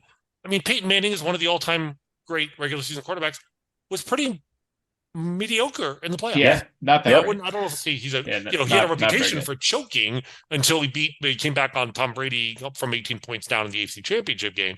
But his postseason record was nothing special. I don't think it was because he was I hate the word choke, because it implies some sort of character flaw that you cannot handle the pressure. I don't think Lamar Jackson is a choker. I hate that Josh term. Allen. You have to be, but certain quarterback styles do not adapt well to playoff caliber defenses. Peyton was worse. I mean, 14 and 13, his quarterback rating was like 10 points lower in the playoffs than in the regular season. So, right. So as I'm saying, it was whatever going the up reason. against playoff defenses, everybody's going to go down a little bit, right? On average. Almost everybody. Exactly. the expectation is that you're not playing well, but I think Peyton probably dropped more than he should have, whereas I don't think Tom Brady necessarily did. Tom Brady, if you want to use passer rating, in the regular season, he was at 97. His playoff was 90. So even Tom Brady, 35-13 in terms of his win-loss record, performed worse. His adjusted net yards per attempt was 7.06 in the regular season, 6.42 in the playoffs. So everybody gets worse. You're playing better teams. Like that's not, So, when we got to the postseason, okay, the expectation here is, Patrick Mahomes is still, an all-time great regular season quarterback. Can he be, good enough to deal with the pressure of the postseason? And so, seeing that, even losing to the Patriots in the AFC Championship game, like it was a gut punch, it was devastating, but I did not come out of that game feeling hopeless, right? Mm-hmm. It was like, man, we missed the best opportunity to go to the Super Bowl in my lifetime. But it was like, I have the utmost confidence that this is the start of something, right? Because not just because of the season we had, but because of the way he played in the playoffs, and specifically against the Patriots in the second half. Yes, he needed 30 minutes to adjust to a great the all-time great defensive coach, in a playoff game. But the second half he was unstoppable, and then that's the play. That was the one I chose the first play. This is when the Chiefs got the ball back down 3 points with 32 seconds left and one timeout. But really, it was two plays in a row in this, because in the span of two plays, he put the Chiefs in field goal range with enough time that they actually threw to the end zone. They had one additional play to try to go for the kill shot and win the game before kicking the game-tying field goal. And it was like, this perfectly placed pass to Spencer Ware. Right. Followed by DeMarcus Robinson. And it was like, how on earth was he able to find open receivers in a situation where, the best defense maybe in football, the best defensive coach knew that we had to throw, like, it's not a 2-minute drill. It's a 32-second drill. There's no doubt what you're doing. You are going to run around until you find an open receiver. And that should not be possible for anybody, let alone essentially a rookie. And that was what opened my eyes. I'm like, my God, not only is the moment not too big for this guy, but he's doing things in the playoffs that I wouldn't expect even the best quarterbacks in NFL history would have trouble doing. I'm not saying they wouldn't, but like Joe Montana in that situation could not have done any better. Right. Nope. And he did it in his first playoff game in which he, actually had a clutch situation. In their first game, they demolished the Colts. So when the first time his season was on the line, and he was brilliant. And he was precise and accurate and creative and scrambled and still found the open receiver, and it might have been I'm assuming it was his third or fourth option, because Spencer Ware is never your first option. Wasn't drawn up for him, that's for sure. So that was just like, that was like, okay, this guy's at another level. That he, once again, he raised the ceiling of what I thought he was. Right. And so even though we lost that, we took that away. But then you go to the next season. And then, of course, to me, the most important span of time in his career in terms of establishing the narrative that this man is inevitable is the game against the Texans, the comeback against the Texans. Right. When everything around him went wrong. That's the thing. It's one thing to be, okay, it's a close game. Yeah, you had a terrible luck with the D Ford being offside, but the game had been tight the whole game. Your teammates are doing, they're performing up to expectations. It's anybody's game. The next time it was like he was being let down by like literally everybody. His defense, they blew coverage on the first Texans drive. Even Kelsey dropped a third down pass, and I want to say maybe DeMarcus Robinson. There were two separate. The Chiefs' first two drives were both stopped by third down drops. Yep. And then punt blocked, and then fumbled punt return. I mean, it was just like It was crazy. it was really for a moment, not, you just felt, oh, the Chiefs are still like, not even Patrick Mahomes can Yeah. pull them out of that. And so I had to pick. I couldn't pick, like, every single play in the second quarter, but like I chose the what I thought was the coolest touchdown, which also was the one that gave them the lead right before halftime. Was It's a great the choice. touchdown to Travis Kelce with where he somehow dragged his back. We saw the pass, and everybody thought, was he past the line? And they showed like three different replays on the monitor, and the last one, it's like you see the deliberate decision for him to pull his back leg, and it's just like, and it's not just that he did that, but like in a passing situation where it was complete chaos. Like, he was running around, right? There's five defenders around Kelce, right, around him and Kelce, like, and they're all converging on different. It was just people everywhere. It was, it really felt like it looked like a battlefield. Literally, where just people are shooting at other people, and it's chaos, and you don't know, cannon fire is coming out. You don't know what's going on, and somehow he not only kept his head, but it's like he could weigh all of these different factors in his head simultaneously, know exactly where he is, exactly where Kelce is, drag his foot while also, like, probably leading the defenders away with his eyes. Like, he's doing 6 different things at once, and no other quarterback I've ever seen can do more than 3. And to do that after rallying the troops from down 24-0, and to take the lead by halftime, unprecedented in the history of the league. I mean, at halftime of that game, I'm like, Patrick Mahomes can fly. He's Superman. There's nothing this man cannot do. The fact that I've never seen any quarterback in the history of football do something is irrelevant. Like, yes, it was like, so now his ceiling was literally like, there is no ceiling, because the fact that, he flew through it. I've only Tom Brady's. I've never seen it. Doesn't matter. Only Tom Brady's done it. Doesn't matter. I've never seen anybody do it. Still doesn't matter. He's doing things no one in the history of the sport has done. So from now on, I have to assume the fact that what he has to do in a certain situation would be unprecedented in NFL history is not a barrier. Right. And once you reach that point, it's like, okay, then I guess we're just gonna ride this. You ride this ride for as long as we can, and that's when you just you turn off your brain, you open your heart, and you just welcome. You let the experience in. You let the joy and the wonder of being a fan of this team with this quarterback.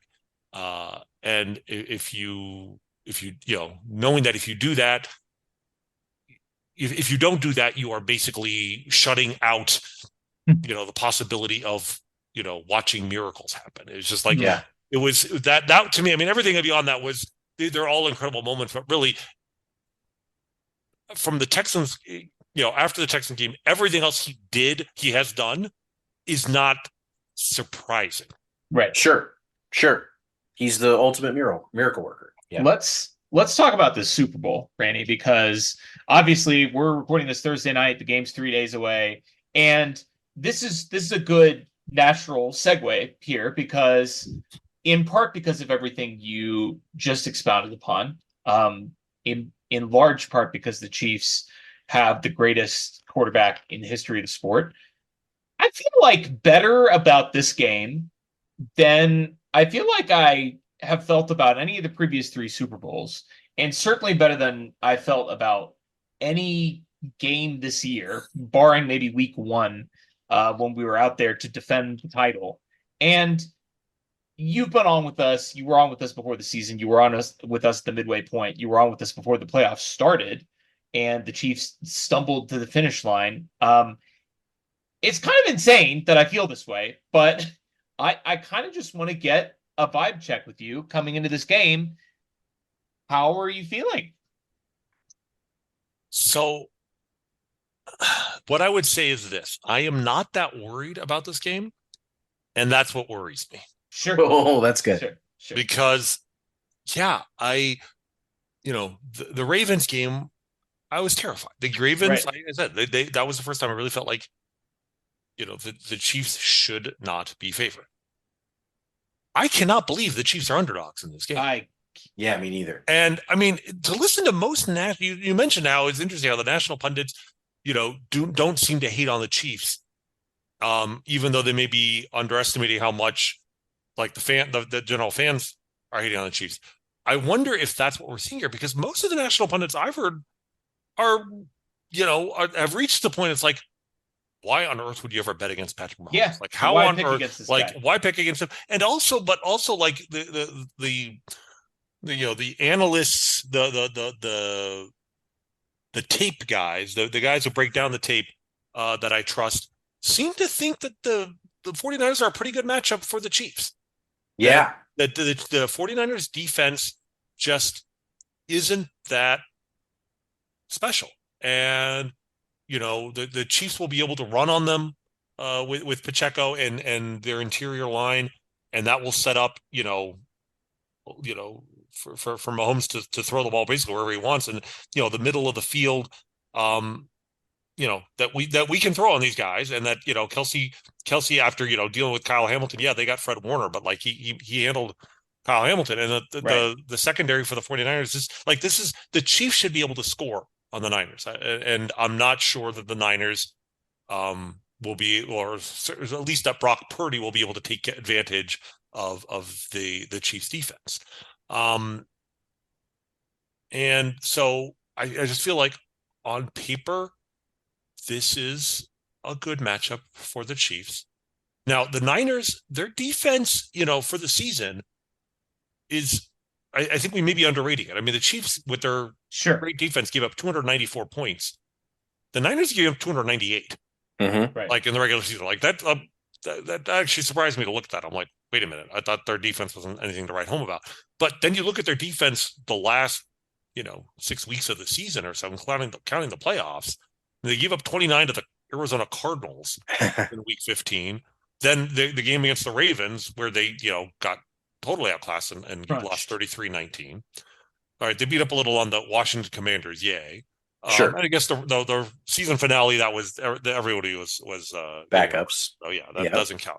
But then, I mean, really, what we saw with the Packers and the Lions, that's the thing. It's like in a playoff scenario where everything's on the line against two, good teams, but flawed. The Packers were 9-8, and yes, they were coming on at the end, but like they nearly beat the 49ers in their first game. The Lions, who a very good offense, but still the Niners were expected to handle business there, and they were up 24-7 and really blew that game. So, and still scored 31. Like, if the Chiefs score 31 points in this game, I'm quite comfortable saying that they can hold the Niners to less than that. Now, the Niners, their path to victory here is with the best unit on the field, which is their skill position players on offense. Right. Mm-hmm. Right. With McCaffrey, Ayuk, Debo, Kittle, and of course, and even Juszczyk, right? Like, I mean, it is as good a 5-man skill position group as we may have ever seen. All right. It's the reason why they are where they are, and it's the reason why nobody knows if Brock Purdy is any good. But I just feel like in the playoffs, especially when you have 2 weeks to game plan, the quality of the quarterback just matters so much, even more than the regular season.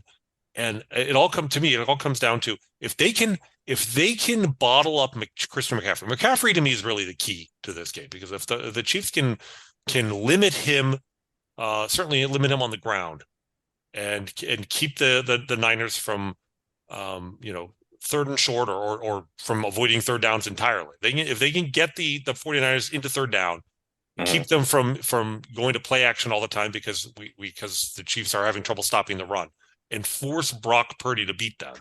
Yes. The thing about Brock Purdy is, because his stats are amazing, right? Which is really, it's hard to overstate. Like, he averaged his adjusted net yards per attempt on the season was 9.01, and that is 5th best in the history of the NFL. pretty good. It's Pretty good. absurd, right? He he averaged 9.6 yards per attempt with 31 touchdowns and 11 picks. That is ridiculous.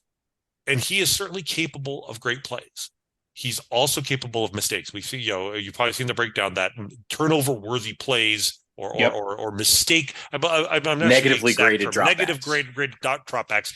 Yeah. Patrick Mahomes is at 6% in the postseason, which is incredible. But Brock Purdy's at 20. Like, it's three times as many. And I just feel like the way to play this game is to force them into passing downs, to be aggressive. And you know what? You're going to give up some big plays, but if the Chiefs can get 2 turnovers from him. Yes. He's made a number of mistakes in the postseason. Obviously, the most famous one being the ball that went off the Lions defender's helmet, and I took it in for a touchdown. But it's like, that's to me that the key to this game for the Chiefs. If they can hold McCaffrey down, Brock Purdy, they're going to force him to beat them, and I don't think he can beat them. And if he does, if he does, the Chiefs still have Plan B, which is, I guess Patrick Mahomes is going to have to go toe-to-toe with Brock Purdy. Right? Like, not the worst backup plan in the world, right? Like, I just feel like there's multiple avenues by which the Chiefs can win this game, whereas the 49ers, they're going to have to put up some points, and they're going to have to hold Patrick Mahomes back a little. Like, if you told me the game is a blowout, there is a scenario. I'm not saying it's easy, but there is a scenario when the Chiefs win this game by 3 touchdowns. Yeah, definitely. Certainly a pick six, pick 6 in there, and some just if they rattle pretty early. I mean, if they swap places with the Lions last week and the Chiefs get out to a 24-7 halftime lead, that game's over. That game is over. It would be astounding if they did not. I mean, the worry would be that they go into a really conservative offense or whatever. Right.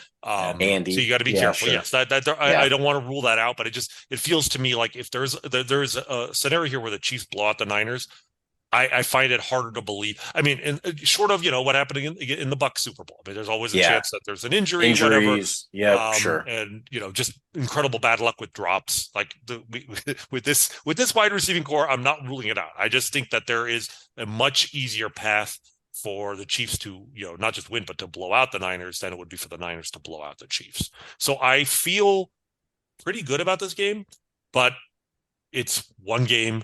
It's the Super Bowl, everything. And if they don't pull it off, like we don't measure the danger, not the danger, but the downside of where the Chiefs are now is that we don't measure success by any metric other than championships. It's such a bizarre place to be. But if the Chiefs, when we look back at this era, it's the first thing we're going to talk about is how many titles did they win? And let me jump in there, Rany, because if the Chiefs win the Super Bowl, that will mean what? What's the first thing that comes to your mind? If the Chiefs win, what? Fill in the blank. So the first thing is, I mean, it's obvious, but I think it bears repeating. It means dynasty. It means it's over. Like, this is a dynasty. Correct. This is one of, at that point, really only 5 or 6 dynasties in the NFL since the Super Bowl era, since the Packers of the 60s. It's the Packers, the Steelers, Cowboys. I guess I would Niners. probably put the Niners in there. Yeah, they did 3. I think 3 championships over 6 years. But to me, it's like, as long as you are consistently in a Super Bowl hunt for the whole stretch of time. And Montana got 4 in his career. So exactly. They did won 4. So I would, and they won 5 over 14 years or something. Steve Young. So I put the Niners in there. But really, it's almost exactly one per decade. The Packers in the 60s, Steelers 70s, Niners in the 80s, Cowboys in the 90s, Patriots in the aughts, and the Patriots again in the teens. But I mean, essentially, it was two dynasties with a shockingly long 10-year stretch between titles. Right.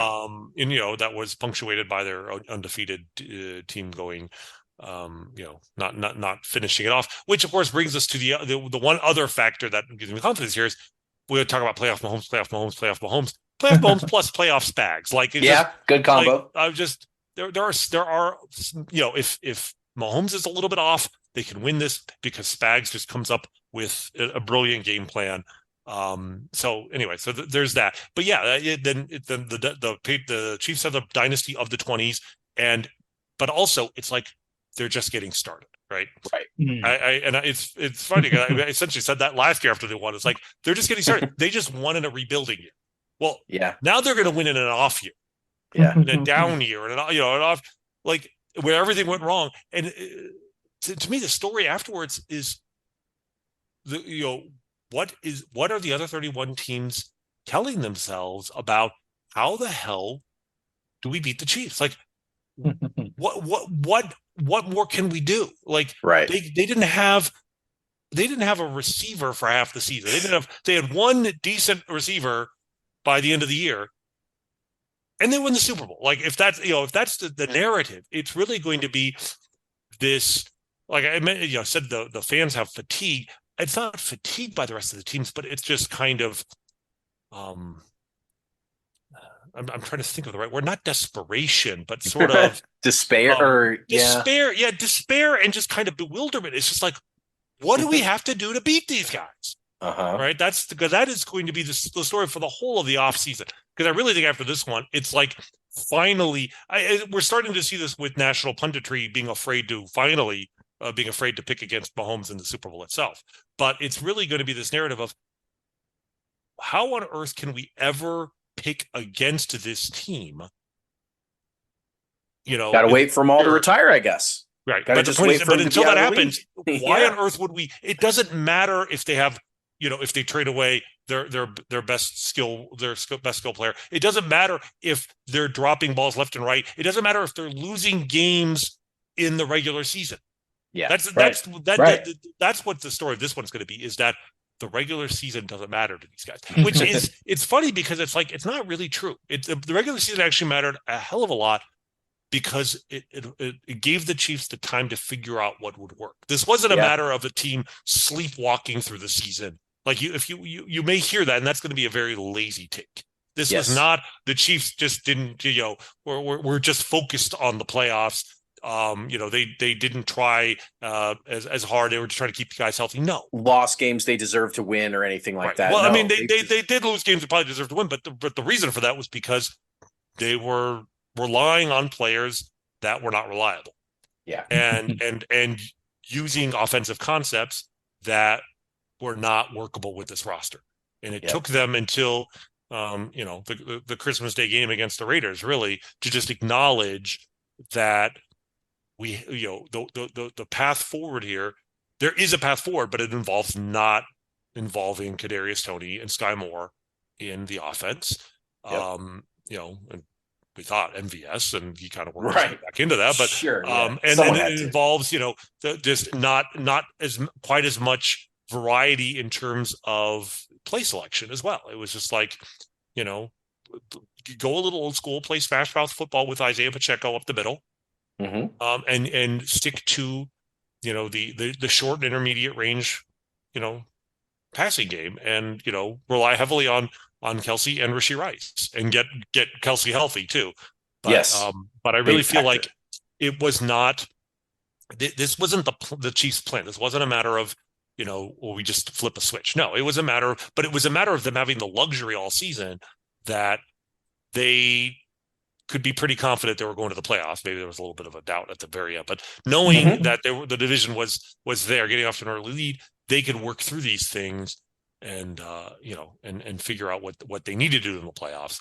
But I think going next year, I just feel like people will act as if the regular season doesn't matter to the Chiefs. As long as they win the division, as long as they make the playoffs, whatever they do during the regular season will hold very little sway, I think, when it comes to the postseason and people picking against Patrick Mahomes and the Chiefs.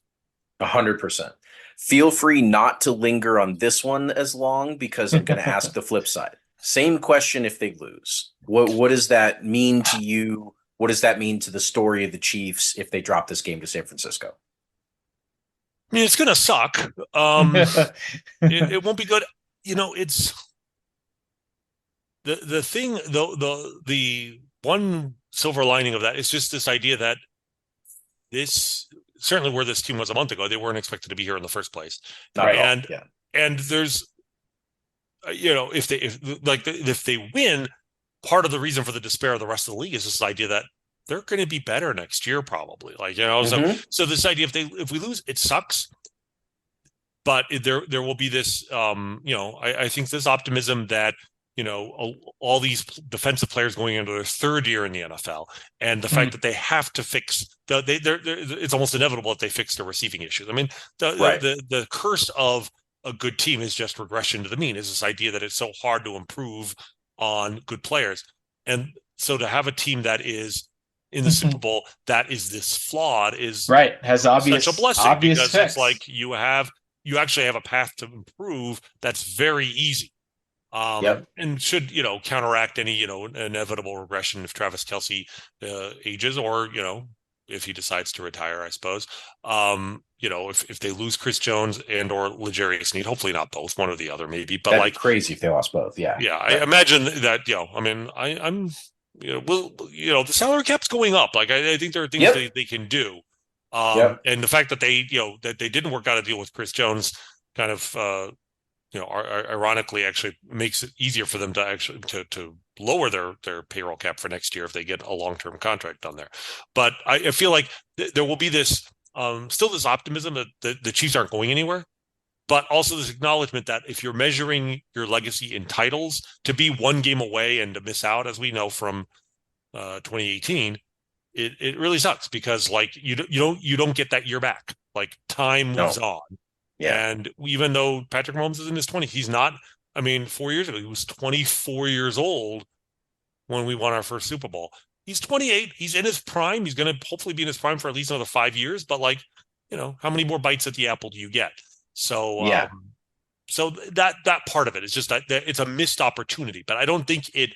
And there will be people who are like, "Oh, see, it's not a dynasty." I mean, we talk about that because it's fun to talk about, but ultimately, the word dynasty applying to this team or not matters less to me than just, the joy of winning a championship. Like, yes, 100%. Well, we'd be crazy if we wrapped up on a question about the Chiefs losing the Super Bowl. So obviously, to finish us up, which of these post-win storylines tickles you the most?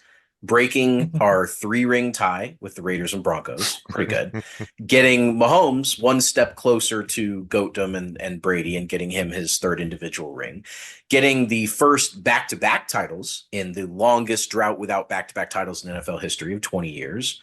Or winning this one specifically this year, despite the struggles that you just talked about. Which one of those is the first one that you go, yeah, that one's the best?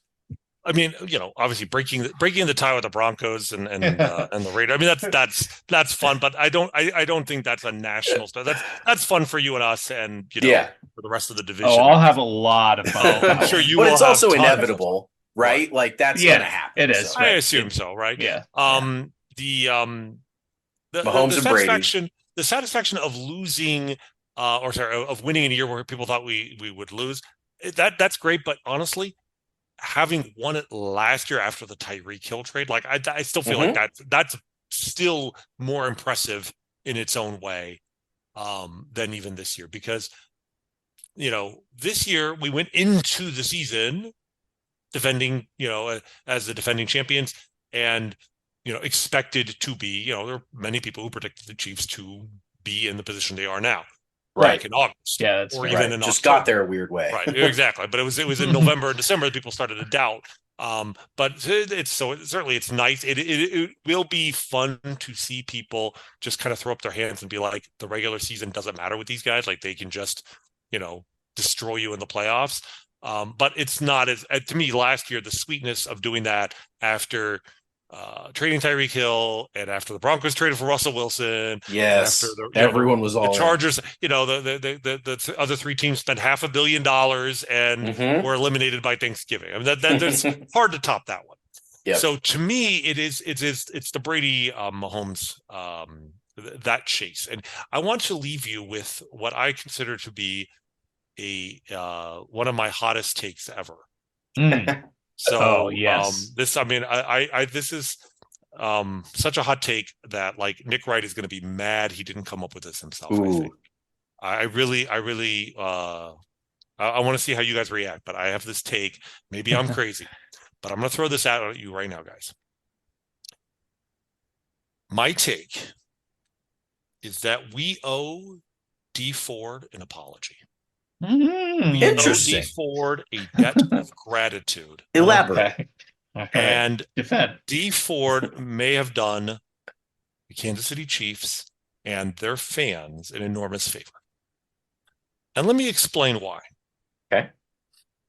There's the obvious proximal results of D Ford denying the Chiefs a spot in the Super Bowl.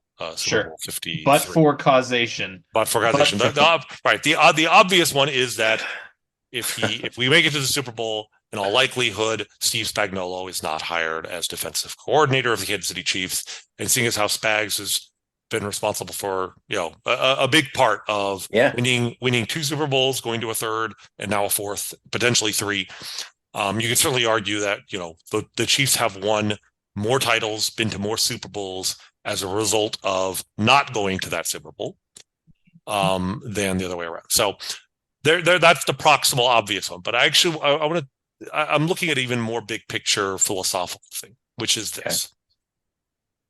If the Chiefs, let's say the Chiefs won that game. And let's assume they beat the Rams in the Super Bowl. Sure. Which, given the way the Rams offense played in that game seems easy, but given the way they played against us in the regular season, not a gimme. But 2 completely different games there. But yes, let's say the Chiefs get the rematch. Okay. Then right now, Patrick Mahomes is going for his 4th title. Meanwhile, Tom Brady retired with 6. Mm-hmm. If Tom Brady has 6 and Patrick Mahomes wins his 4th, he is already within range of eclipsing Tom Brady as the GOAT, even if he never wins another championship. Sure. I agree. The difference between 4 and 6, particularly in a situation in which Patrick had beaten him in their first ever playoff matchup. They'd be 1-1. They'd be 1-1 in the playoffs. Yeah. And Patrick Mahomes has 4, Brady has 6. If Patrick exceeds him in terms of regular season greatness and counting stats, etc. And Tom Brady finished his career with 89,000 passing yards in the regular season, which seems formidable. But Patrick Mahomes has averaged 4,690 yards per season. And, some of this is, obviously a reflection of the era we're in now. Now there are 17 games out of 16. So there are certain advantages that Patrick Mahomes has. But, at 4,690 per season. It's an 18-season pace. It's about right. You take the number that Brady has, it's actually almost exactly 19 years. Mm-hmm. So Mahomes would have to maintain his pace for 19 seasons as a starting quarterback. I'm taking out his one his one game in his rookie year. So if he plays through age 41, he will reach Tom Brady, which is, 41 we take for granted, but that's not, yes, Brady played to 45, but almost no one else played into their 40s. Aaron Rodgers is sort of limping to the finish line here. But the point is he may get there. He may even exceed Brady in terms of regular season numbers. The eye test, I think we will argue that Mahomes is better.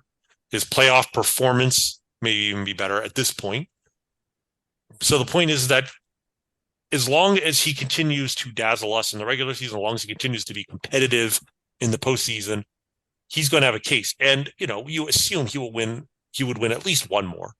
Sure. Maybe even 2 more in the span of the next 10 to 15 years. In which case, he's got the GOAT lined up, GOAT sewn up over Tom Brady. But instead, he's going for his 3rd. And Brady has 7. At a bare minimum, to even be considered in the GOAT conversation when all is said and done, he's going to have to win 5. Yep. 5, I think, at the very least, it means he's won more than any other quarterback. Yeah. Other than Brady. He'll have exceeded Montana.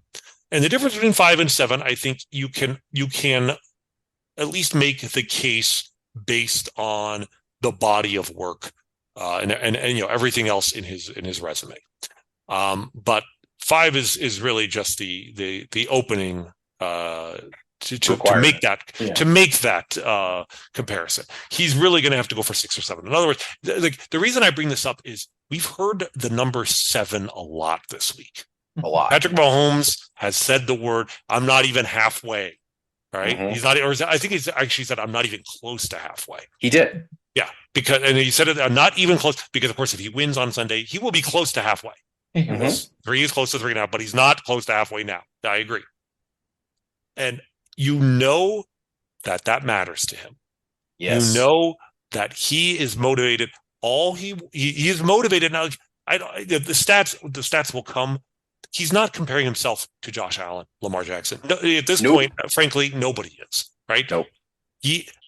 I am so grateful that Tom Brady exists and had the career he did, because I mean, if Tom Brady did not exist, Patrick Mahomes would already be on the cusp of being the most accomplished playoff quarterback of all time.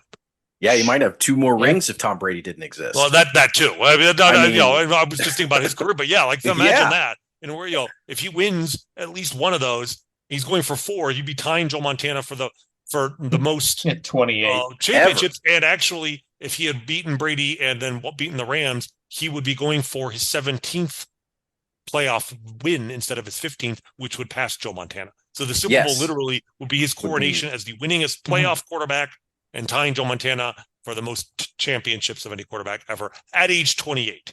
Right. And then Patrick really. And then what do you do from there? He really would have wept, because there would be no more worlds to conquer. He needs Tom. We need Tom Brady there as a standard which prior to Tom Brady we thought was unthinkable. 7 championships. No franchise has won 7 championships. Yeah. Right. Tom Brady has won more titles than any franchise. I mean, I remember how we thought 3 was incredible. I remember how amazing it was. Joe Montana won 4. Titles in football are hard. I guess Terry Bradshaw also won 4. I know, not as important to the game, quarterbacks in the 70s versus later on. But 4 was clearly the limit, and then Brady blew by it. He didn't just pass it; he blew by it. And again, raising the ceiling of what we consider to be possible. And so the fact that it's 7 and not 6, I do think we will look back 10 years from now at the relentless approach that Patrick Mahomes has to winning championships. I mean, what did he say to the guys this week? He's like, the report was that he basically told his teammates, I'll bring everybody back to Vegas. Yeah, this is a big after as long the as game we win to party. Yeah. This is a work trip. This is a work trip. We're seeing the 49ers complain about, the softness of the field and the thread count of their sheets. And meanwhile the Chiefs are out here playing in the rain, even though the game's going to be indoors, and practicing. Hopefully they don't get hurt. I mean, Rashee Rice had his foot stepped on today. I think reports that it's not nothing too serious, but if the Chiefs win, I mean, that's why a blowout would be delicious, because the narrative after that would just be like the 49ers were, mentally out of, not prepared for this game, and the Chiefs were all business. And I do think that's an advantage. I mean, the fact that they reported that Patrick Mahomes is quote unquote sticking to his Super Bowl routine this week. Yes, Schrager. That was a great I just remember, within his first Super Bowl, I was like, this is, it's kind of scary, because it's just such an overwhelming thing to deal with. The Super Bowl, the media, the extended halftime with a show, all of that. I remember reading about how, later in his career, the last few championships for Tom Brady, the last 4, there was such an advantage that he had been there 5, 6, 7 times, right? Coming back 28-3 against the Falcons, to not be overwhelmed down 25 points. I don't know. I can't remember if it was down 25 at halftime or 20, but they were down 20 points and had to sit for 30 minutes, and to not be overwhelmed by that moment. I do think experience matters. And now Patrick is the experienced guy. Brock Purdy, been in the league for 2 years, and he's been in a few playoff games. He's never been in this position before.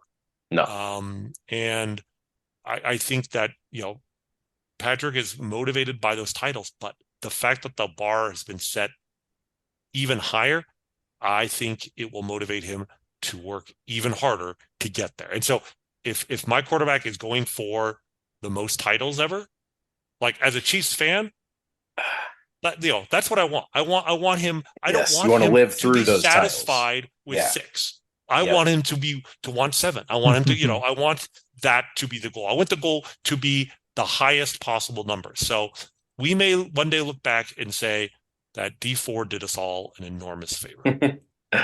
Well, I love the scorching hot take. You definitely convinced me. Talk about keeping the bar raised and being the GOAT, Rany. We super appreciate you coming on. We will have one final 2024 retrospective. I guess 2023 depends on how you call it. But next week, win or lose.